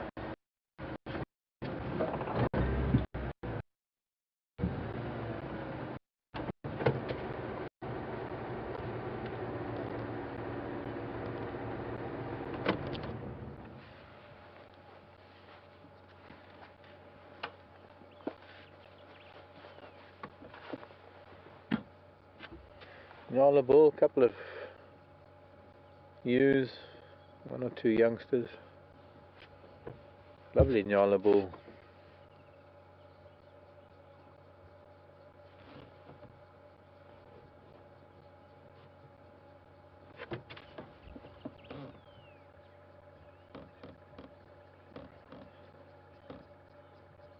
One of the greatest differences in appearance between males and females in any of the antelope is the Nyala, how vastly different the bulls and the ewes are.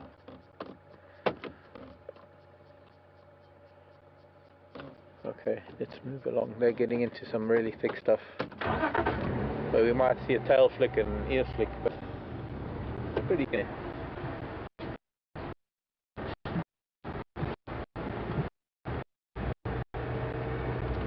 Hello children, bye children.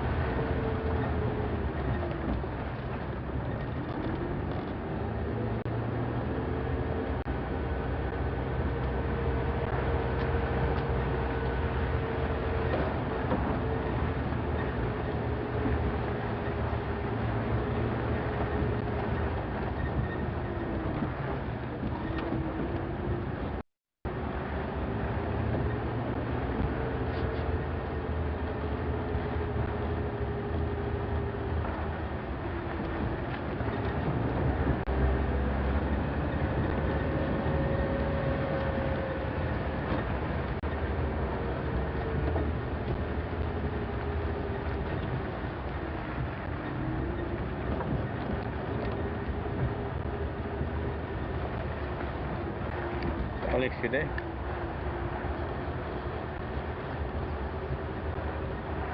Just checking we're on the same channel.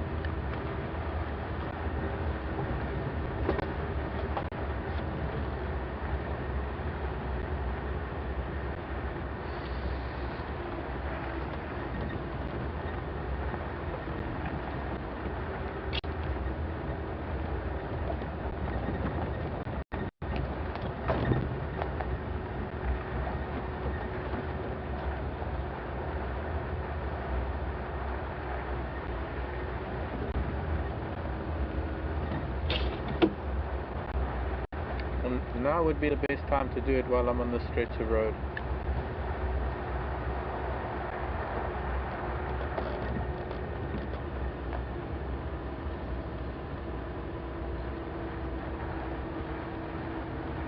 Yeah, I don't know how to resolve that. All I know is that maybe for a few seconds we just sort of maintain one aspect and then, but I don't know, you would know better than me.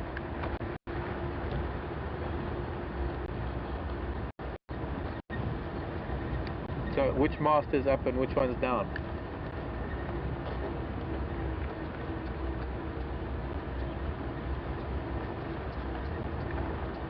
Well, that might be where I am right now. Once I start going up the slope towards Tidikatlan, it might change.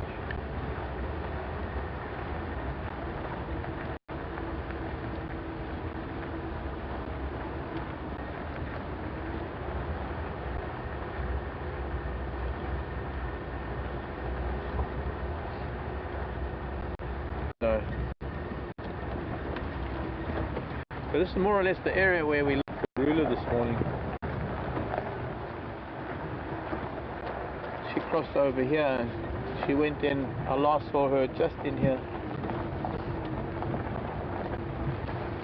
I guess I could take a walk to see if I could find anything in there, but the problem is there's another drainage line just to the south of us and I can't get across that. What we can do is maybe go up onto Drakensberg and come and have a look, see if we can get in. Very, very dense.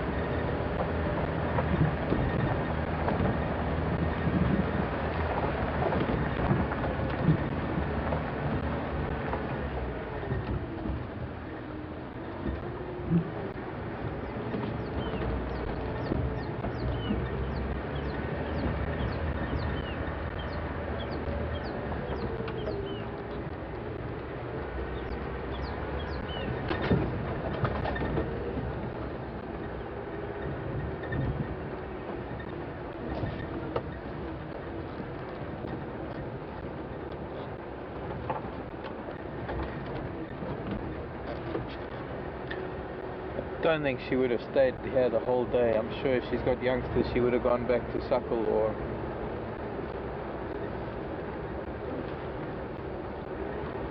So I'm not even going to attempt crashing through those bushes to try and find her.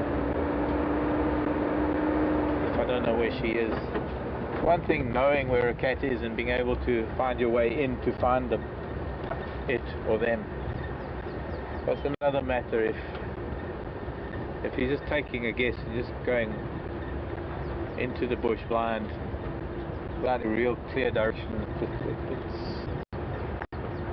very productive. Quite the contrary, really. It can be quite destructive. So let's see how the signal holds. I've got to talk to going drive vehicles.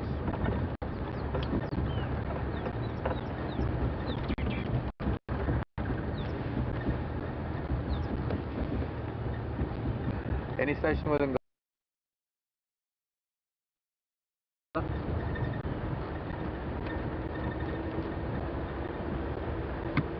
copy, thanks. Can I join that lock? Copy, thank you.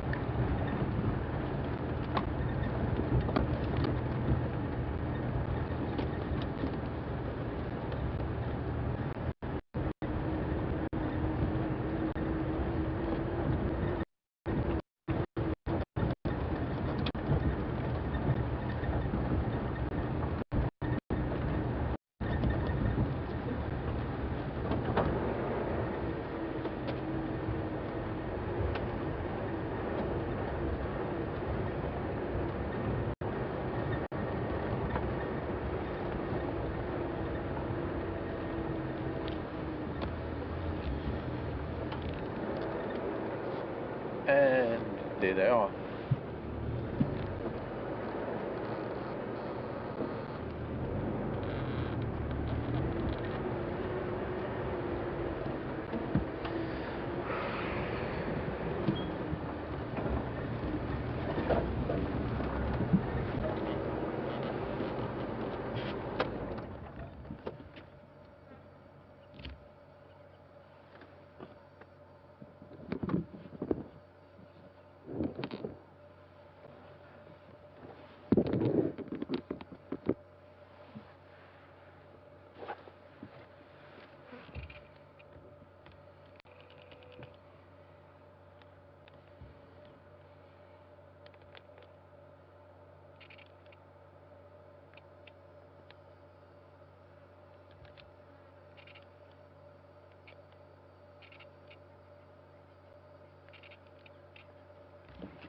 We try again with the cats.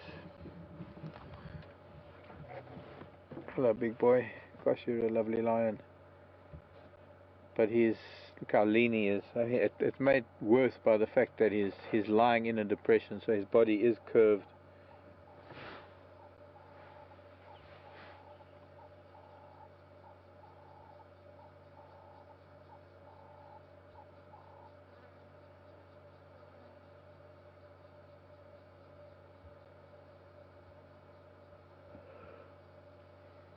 They're going to need a buffalo or something, because they're looking a little hungry.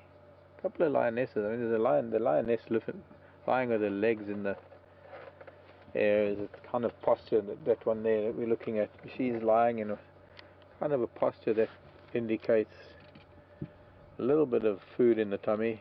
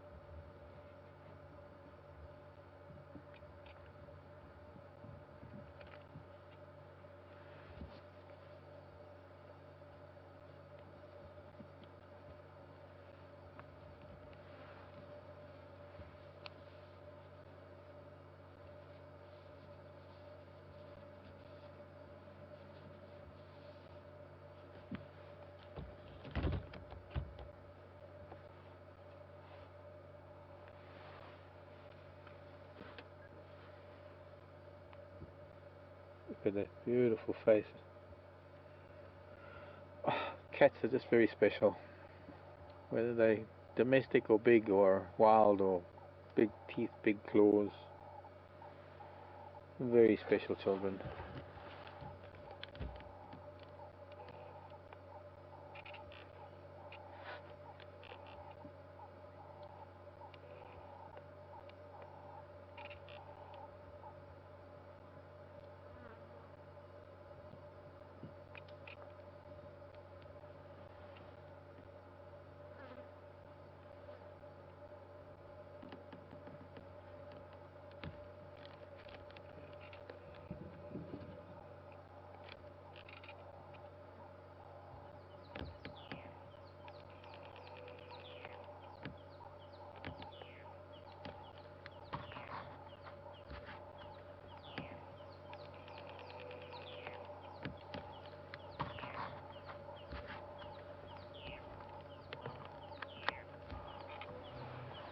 Hello, Kathy in Tennessee. Kathy wants to know at what age the males grow their mane.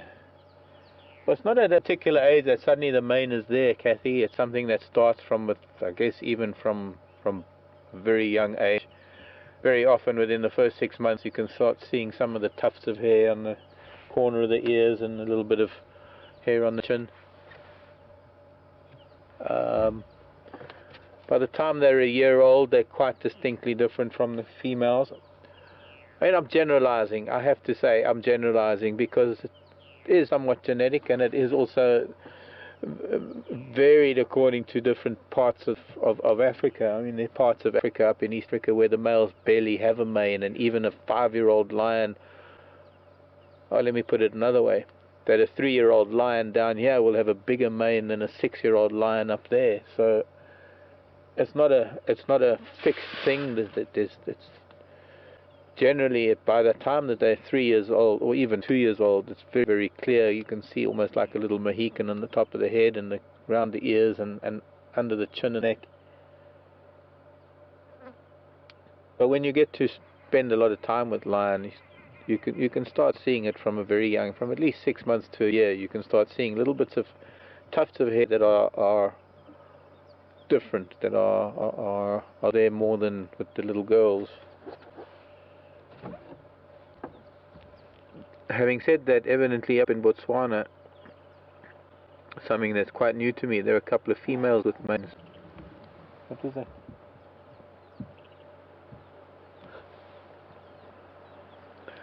Something coming in on the wind. There's the wind blowing, there's some scent that's coming in on the wind. They're all lifting their heads, they're all breathing and sniffing into the wind.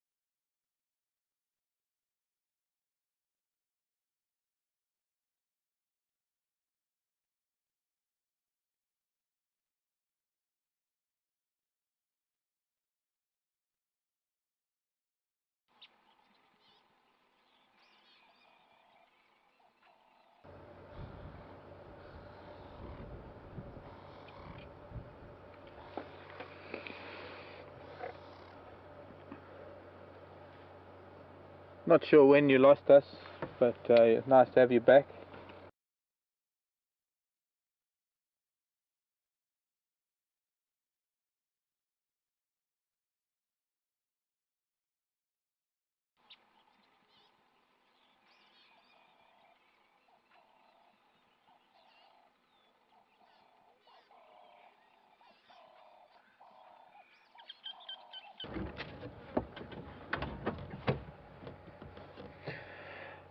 Welcome back, everyone. I'm not sure what it is that is causing these breakups, but I'm hoping that if it's getting cooler, it's going to stop. The females have got up; they've already moved. The cubs have already moved past us. We're just waiting for the two males, the big male and the young male. They are aiming deep into the bush. We might not be able to follow them. I'm hoping we will. Earlier on, I'm not too sure, because I'm not really sure of when it was that we were cutting out and when you were with us or not. But there was a time when there was a bit of a breeze blowing and they all looked up and they all looked in the same direction, lifting their heads and trying to pick up a scent of something. And they've actually all moved in that direction. Now that is the direction that is sort of more or less where Karula was earlier today. And I'm going to try and follow them. I'm not too sure, maybe they picked up the scent of a kill. The wind was coming from that direction.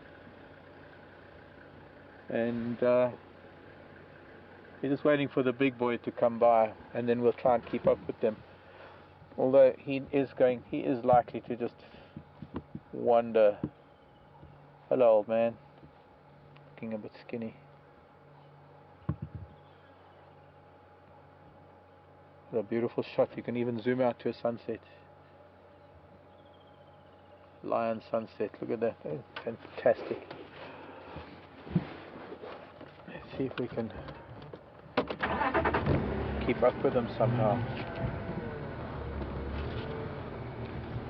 They've all gone straight through this bush. It's relatively thick down there.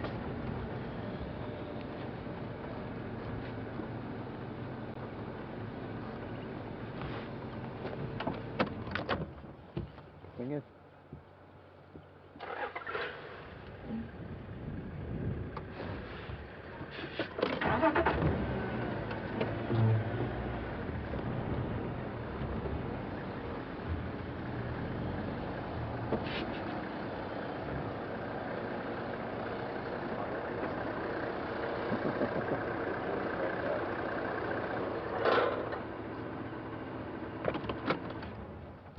Sorry, I didn't get that. Nkuhuma radio. Just out. I don't know, but also my radio is interfering with the broadcast. Oh, I see. Nice to see you again. Yeah. Long time no see. It has. My hat is in the way. Hat's always in the way. It's all the big brands.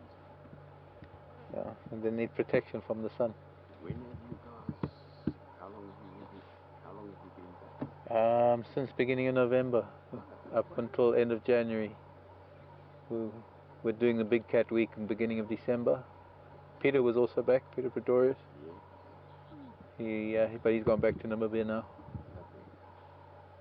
I'm going to try and go ahead, try and catch up with the females. Go on with them. Karula was here this morning as well, more or less where they've headed. I don't know what he's sniffing around for. She's too clever for these guys. I hope so, because she's got new babies somewhere. And now he's Fleming. Look at that, the Fleming grimace.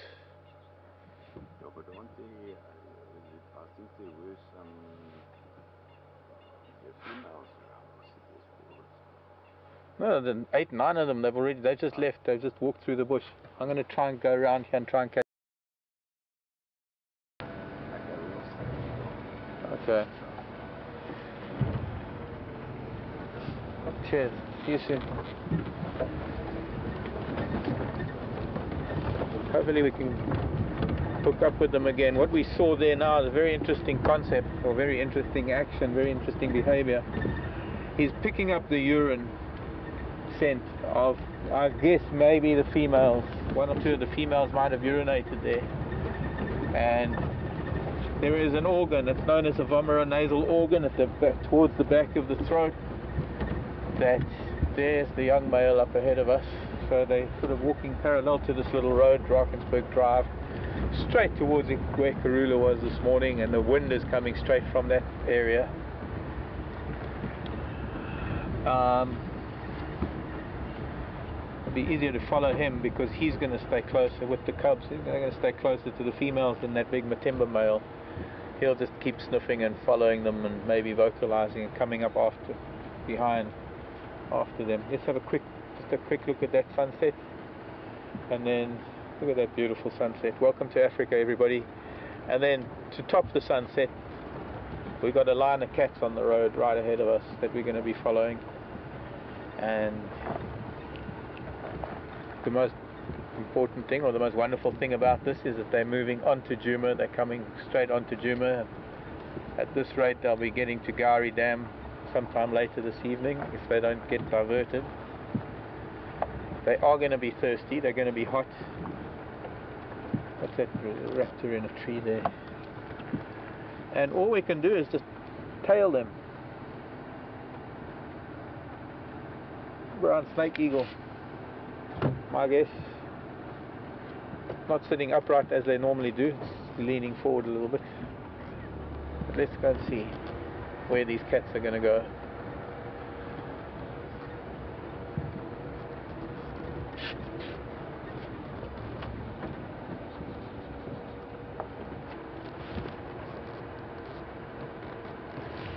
The big boy is somewhere behind us. He'll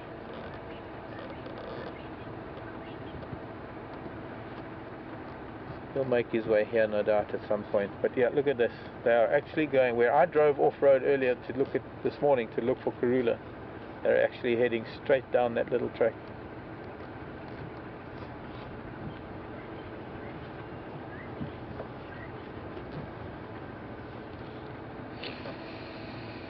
So they're smelling something that I don't know what it is. They only know, they're the ones that know.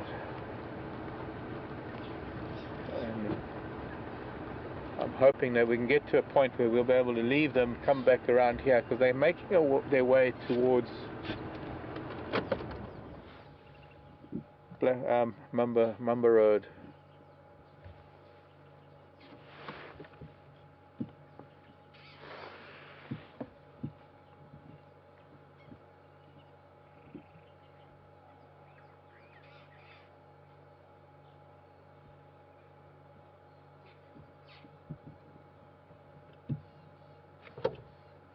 Mother and son, maybe, these two.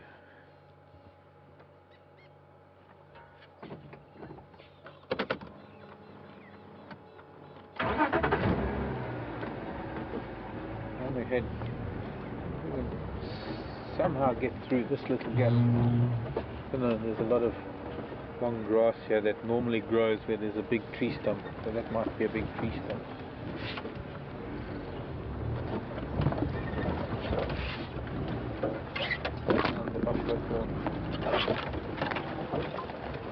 Yeah, squeeze through.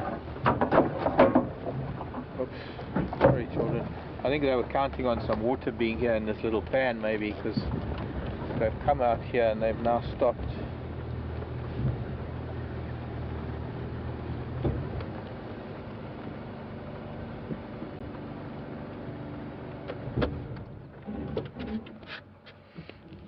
Hello children. Hello pretty girls and boys.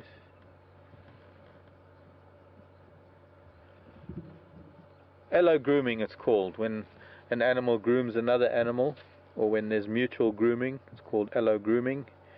And yes, the bonds of the pride are strengthened with the grooming, except this female is getting troubled by 3 others, and she's starting to raise her lips in a little bit of a snarl. She's just letting them know that she's not happy being crowded like this, probably in the heat.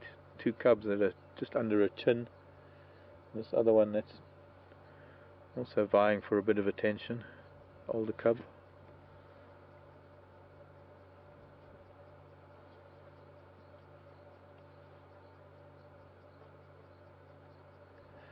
And a very important aspect of allo grooming is reaching the points of the neck and the back of the head that a lion can't reach on its own. And often you'll find a lioness that lives on its own, that might have cubs on its own, actually is in far worse condition than some of these cats that live within a pride. Oh, she's big. Gosh, she's a big girl. She's very lean, of course. They haven't been eating for a little while. But I imagine that they are thirsty, and I would imagine that this was a little pan. They know that there was water here. It has dried up. There are plenty other water points for them, so they'll make their way to the next one. The question is it going to be the ones down here on Mumba Road, or will it be the Quarry Pan up there? Quarry Pan on Drakensberg Drive.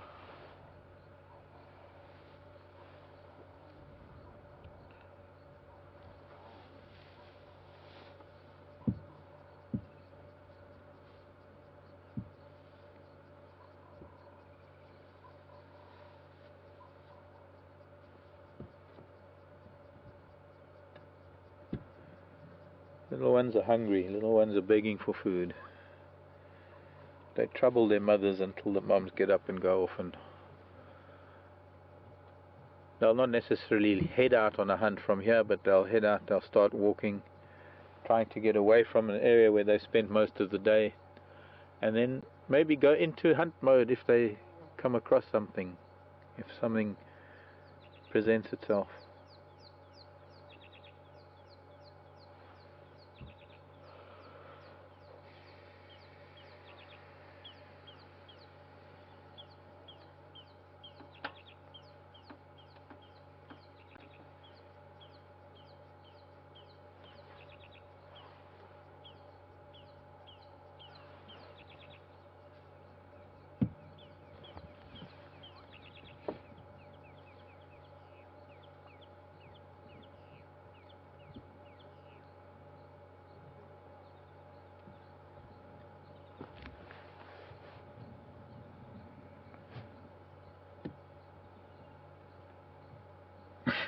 Bless you.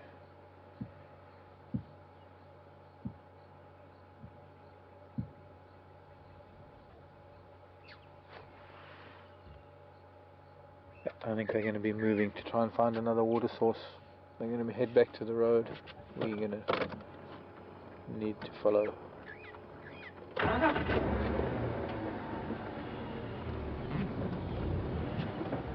Just need to turn around without disturbing them too much.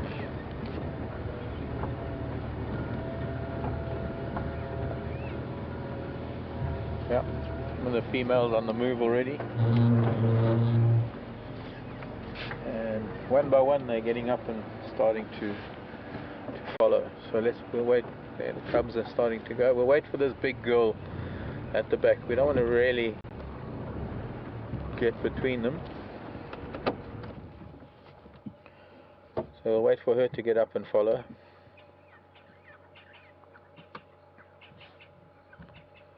I'm not too worried about the big male that just lags behind. He's got his own agenda, either following them or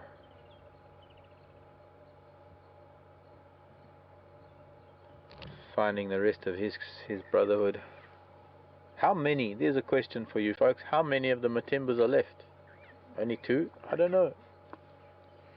I'm still catching up. I've been lazy because I should have read some of the literature that was left for me.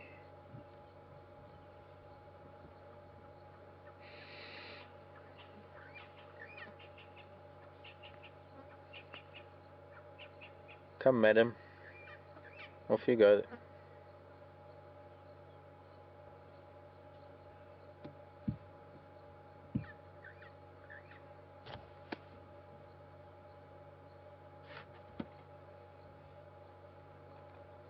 There we go.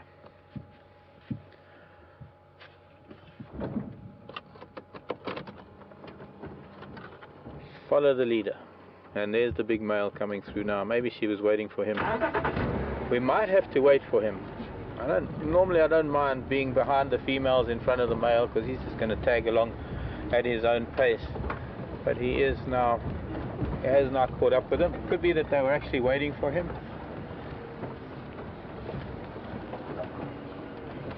And you, little boy, come on.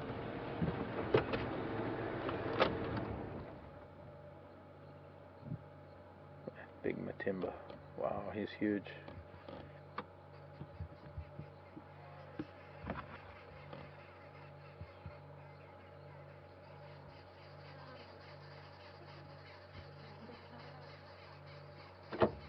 Come on. Otherwise I'm going to go ahead of you.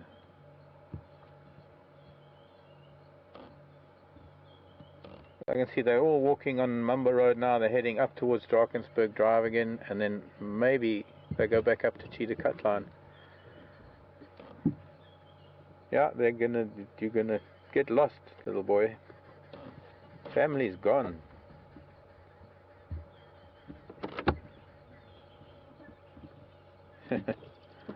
Doesn't take long. Doesn't take long at all. Oh, look at that lovely stretch.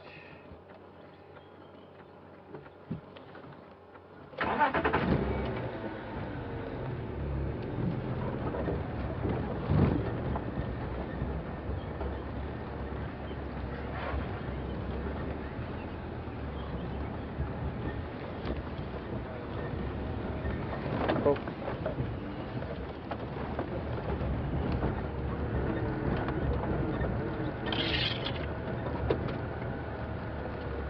This is also one of, I know all of you know how I am with elephants, but this is one of my other favorite things to do in the bush.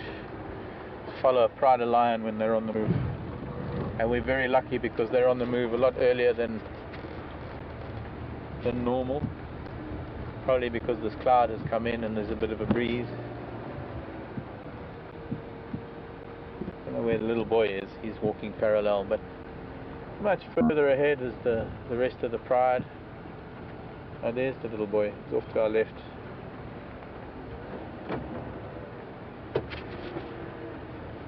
Okay, I'm not crowding you, dude. I'm just trying to go as slow as possible.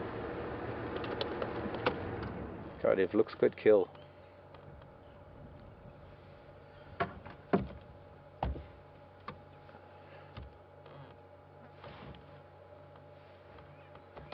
Okay.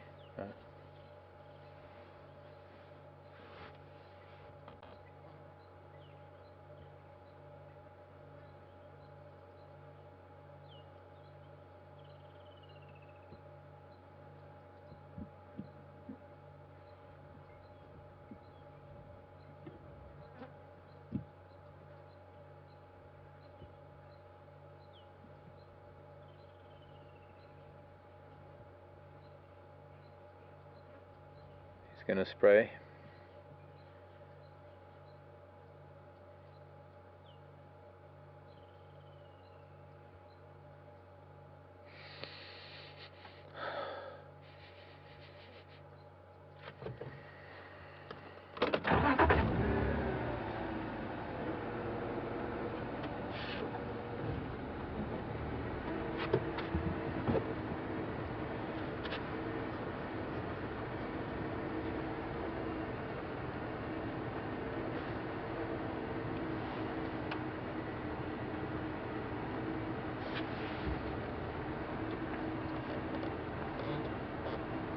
Okay, copy that. We will be going a little over time. It is Christmas and they are moving.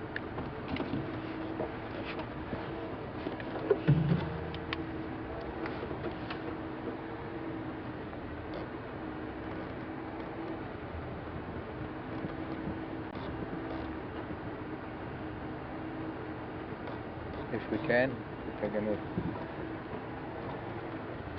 let us stay with them, go too deep in the bush.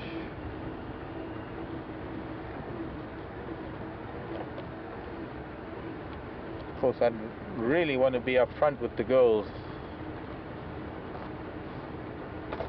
As much as magnificent as he is, and his front paws are probably as big as my face. Massive paws, this old boy.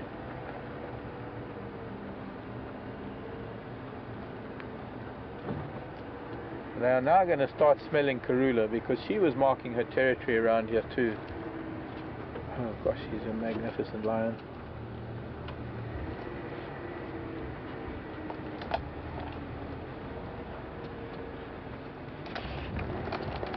Yeah, so wishful thinking that we're going to stay with them because now they're cutting through, and I can only hope that they're going to come through onto Drakensberg Drive again, further up the road.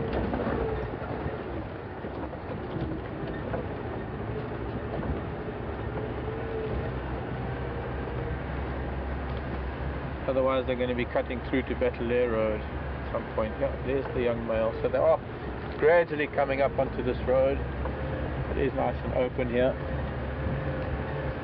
Now, unlike the dogs, when we were seeing the dogs a few times in the evening when we've seen the wild dogs, where we can't shine lights on them, as long as there's no prey and as long as they're not hunting, we'll be able to put some lights on these cats as they're walking. If it starts getting a little bit too dark, just go right up forward.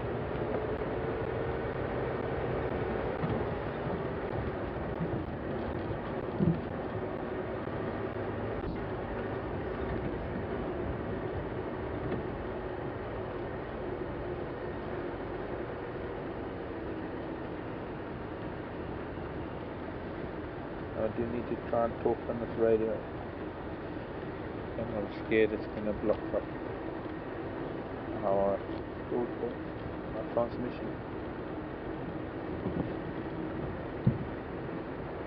You seen any?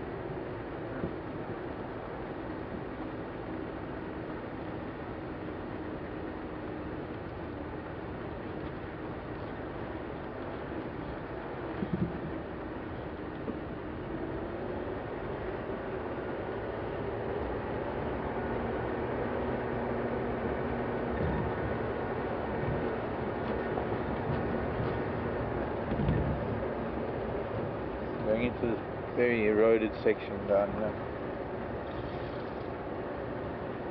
Might well be that we're just not going to be able to follow them at all.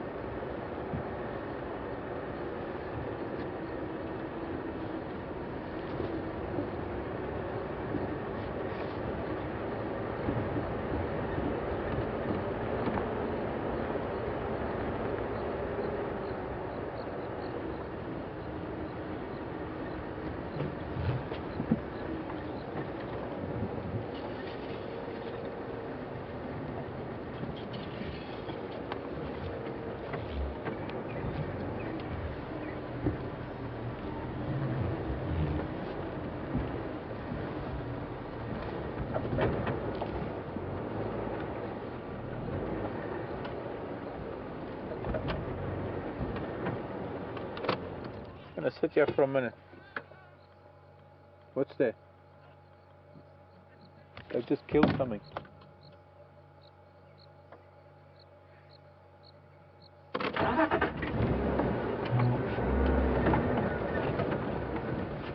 And I couldn't hear, I've got noise in my ear. Did you hear something? It's like a baby crying. I don't know. Yeah. They just killed something like a daco, and it's so small with so many lions. One of those lionesses also just started running back. Yeah, I see them now.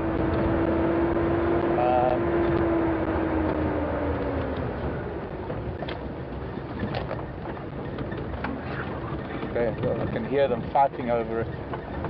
Here we go.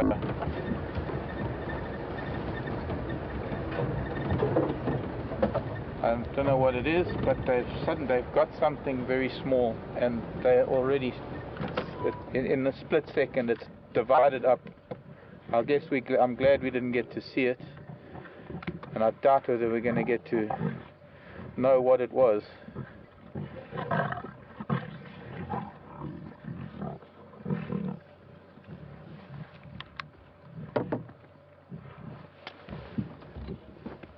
There's a leg that this young male's just brought in now.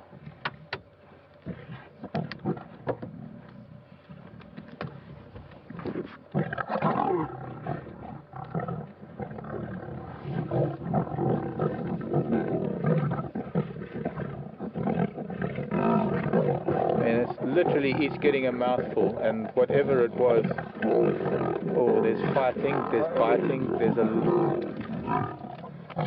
that lovey-dovey friendship that, yeah, it's a duiker. I can see a leg. It was a duiker. I mean, it's like, for us, it's probably the equivalent of each of us having a chicken wing.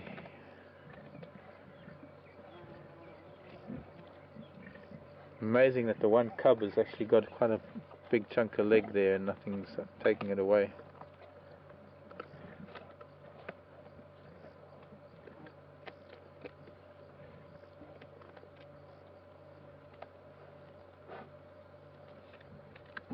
But the death call, I'm glad we weren't here. That's something we don't really want to hear very loud on through the microphone.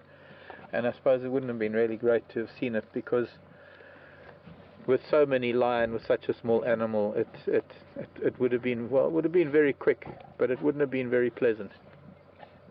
And at least we're getting to see a little bit of interaction in terms of how that hello grooming and that tenderness that they showed 5 minutes ago has now gone out the window, and they are fighting for scraps. I don't know where the big boy is, but that was a matter of seconds that a duiker was reduced to a state on the grass.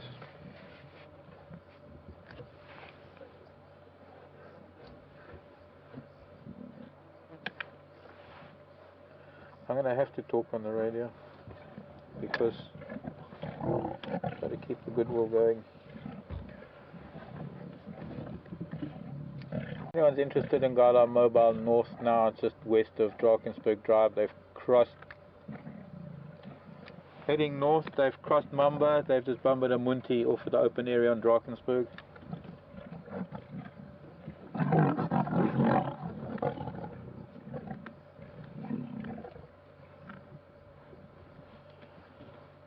Okay, copied. On my own.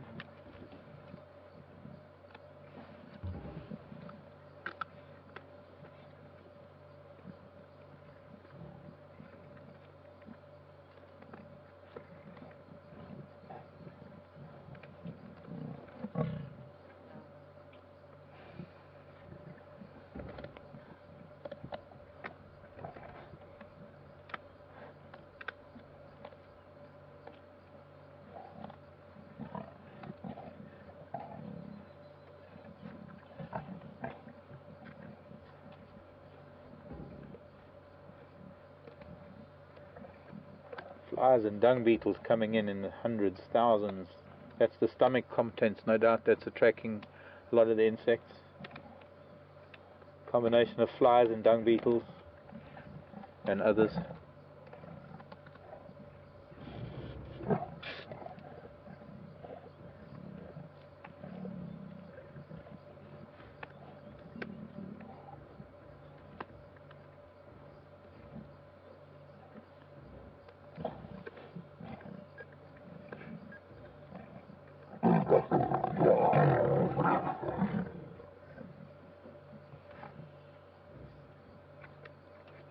It's important to also get these sounds. Are you getting some of the sound?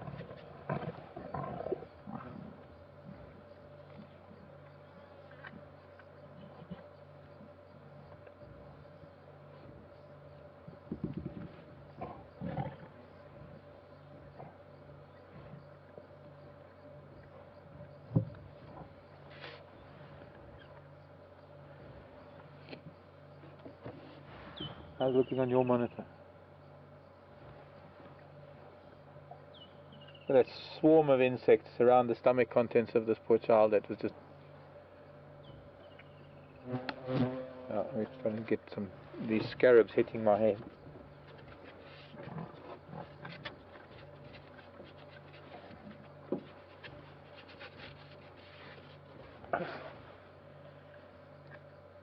Figure.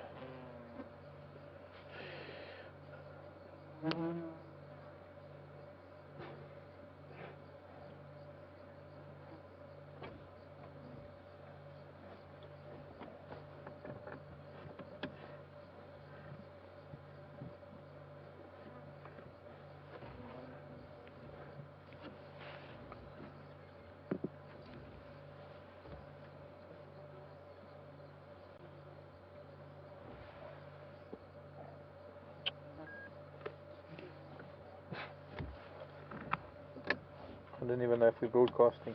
Mark, your go.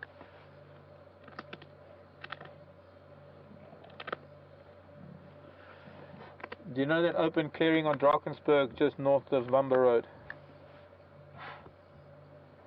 Yeah, just west of there, you'll get me.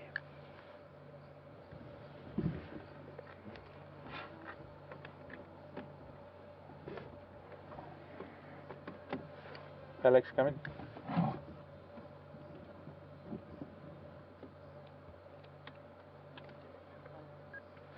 Alex, come in. All good that side?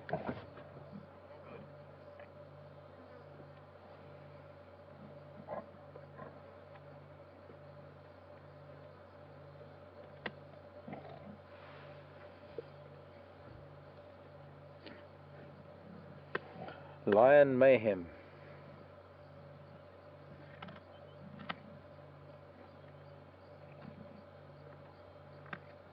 A couple of them already moving off. They've already accepted that there's nothing left.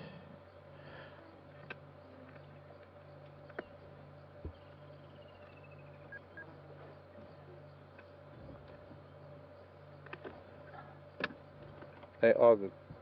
They get a little bit of moisture from the blood, but I suppose the saltiness of it, they're going to need to drink. So they are on the move again. They might go all the way to Buffelshoek Dam.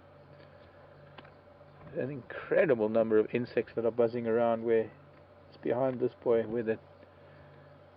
Just look at that in front of that cub. Look at that swarming with... I'd say most of those are probably scarab beetles and or dung beetles and some flies.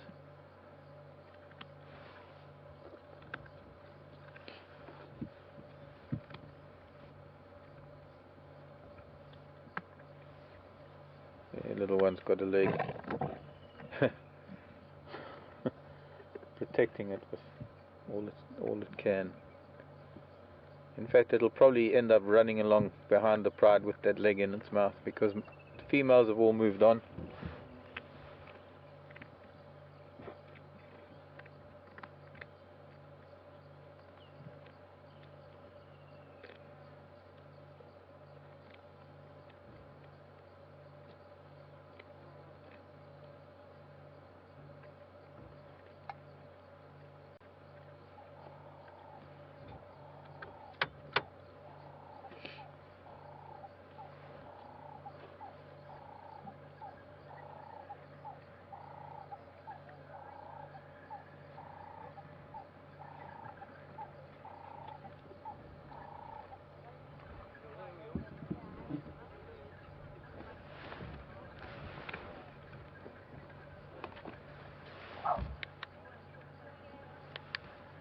Yeah, I've just heard an alarm call, an alarm bark further on.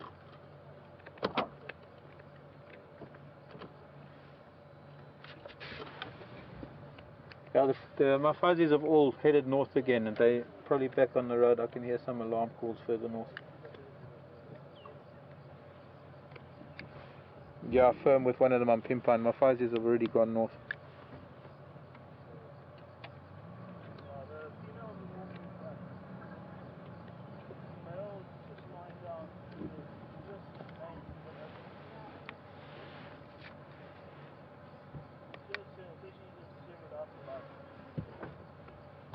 Okay, let's see if we can catch up with them.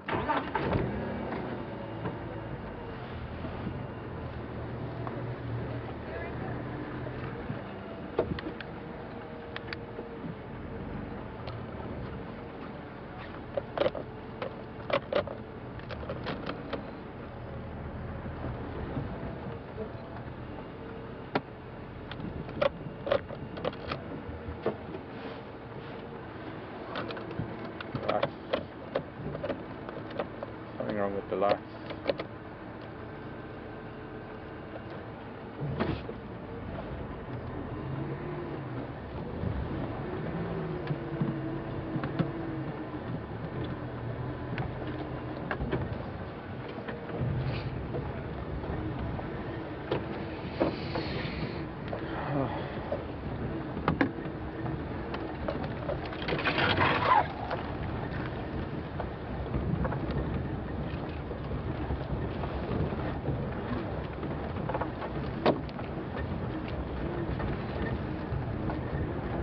Well, that was pretty exciting, I may say so.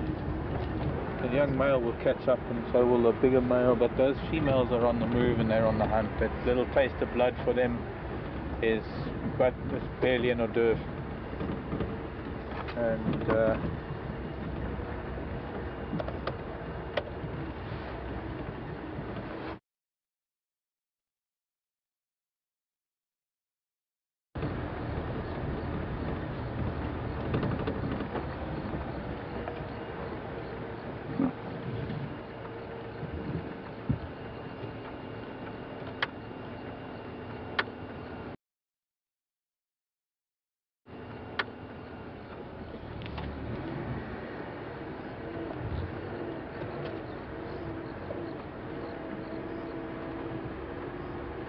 hello. How's it? Evening. Yeah, Hi, Mark. Craig. Craig. Nice to meet you. Hello everybody, Merry Christmas. Let's see if that's not going to be too bright.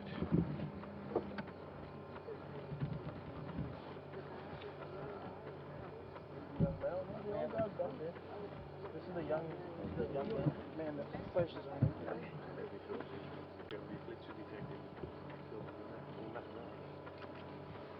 How's it this side this afternoon? Yeah, it's hot. Not much moving around. No. But they got moving early, which was a blessing. And I was up front with them, and we heard the Munti calling, and I went back there, and in 5 seconds there was nothing left of it. It was just the little ones that are chewing on leg bones, but it was, well, you know, Munti, but with these guys. they're hungry. Yeah. Very hungry. How can it take long? No, it's been about almost 5-6 days now. Sounded like some nyala or something barking up ahead, but haven't heard anything further. What time do you guys close down? Now, because we got to get back to Manyaleti by 8, so we got to actually start making a move. I was hoping to head down central. Might have to rethink that one. Yes. Was Scott out this afternoon? No, he'll be out tomorrow. We've only got the one vehicle up at the moment, so Scott will be out tomorrow. So we're alternating. Is the other one in for repairs? Yeah, I had to burnt out the cam sensor. Oh, wonderful. Yes.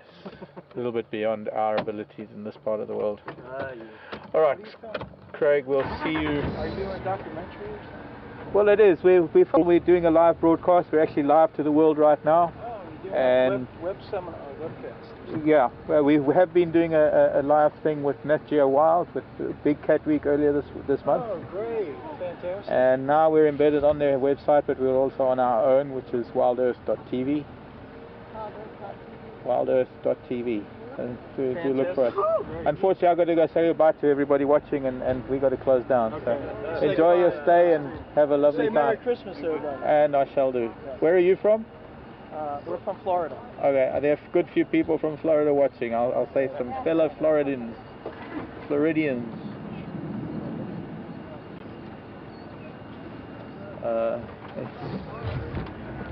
see if we can stay with them.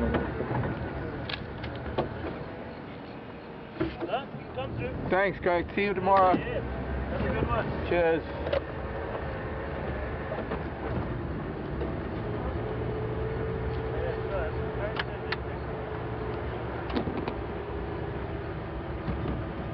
I'd love to stay with them until late tonight. We'll see. I don't know. They're probably going to head to Buffalo's Hook Dam for some water. It's about maybe the best water they're going to get. And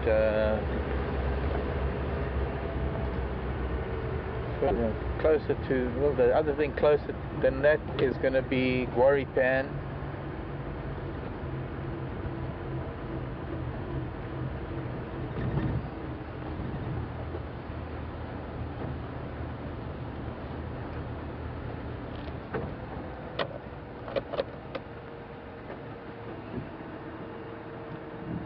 And since we can't really go anywhere, I want to just wait until he moves on, then I can start heading back to the west and head back to camp.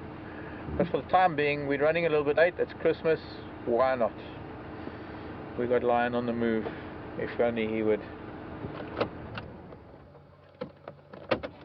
follow suit.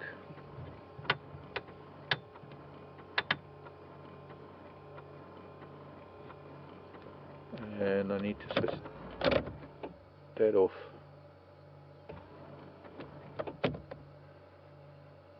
He's cleaning his paws. Maybe he's deliberately delaying us.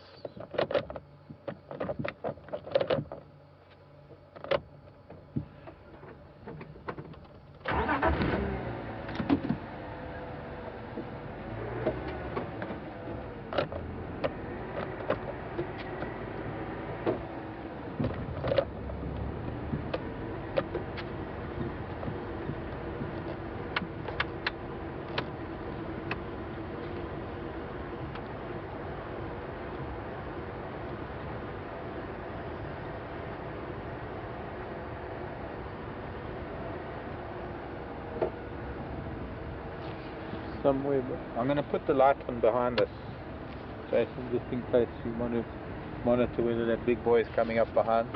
Is he? Yep. No. Okay, they're cutting through to, they now seem to be cutting through the bush, going on to maybe Batley Road.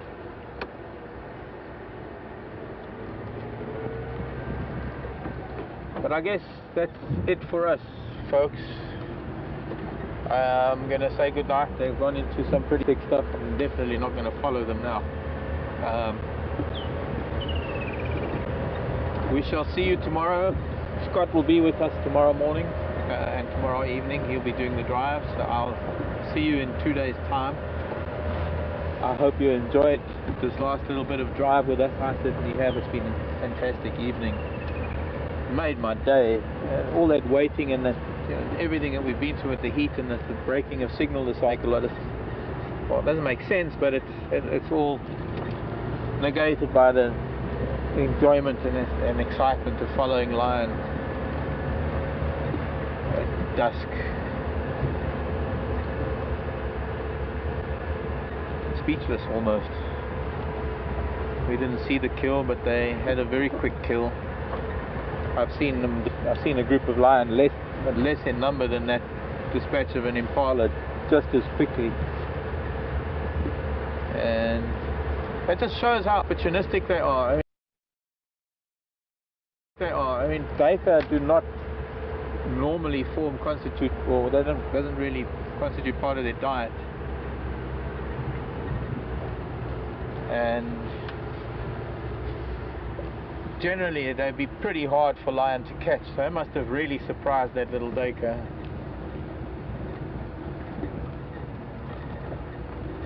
And it's possible, in fact it's highly likely, the trajectory they're cutting through the bush, they're actually going to bypass, maybe bypass the likes of Batelier Road and come straight down onto Central. Look at this, we have a pair of coursers in the road.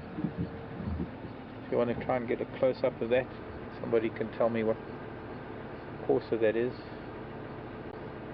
Nocturnal birds. I mean, also just going to switch lights off because I don't want to disturb them too much. Looks like maybe Mars. Is that Mars setting? Excuse me, birds.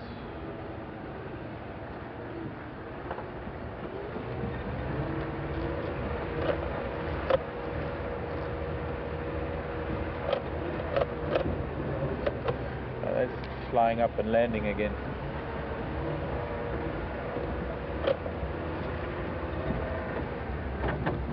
Come, child. There we go.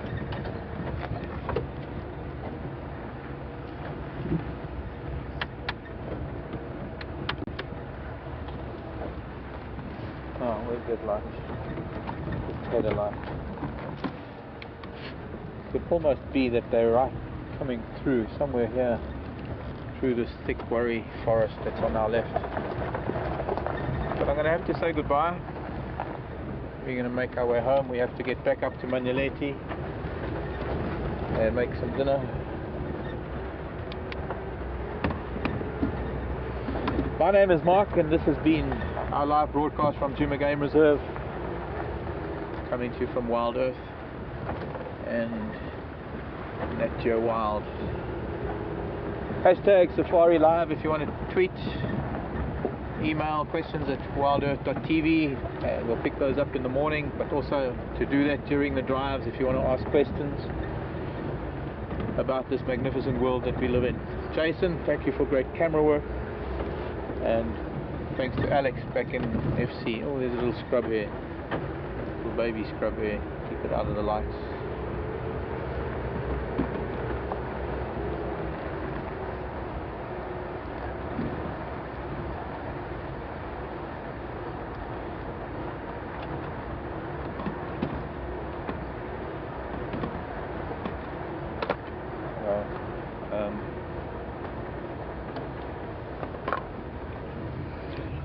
I just have, I thought you were.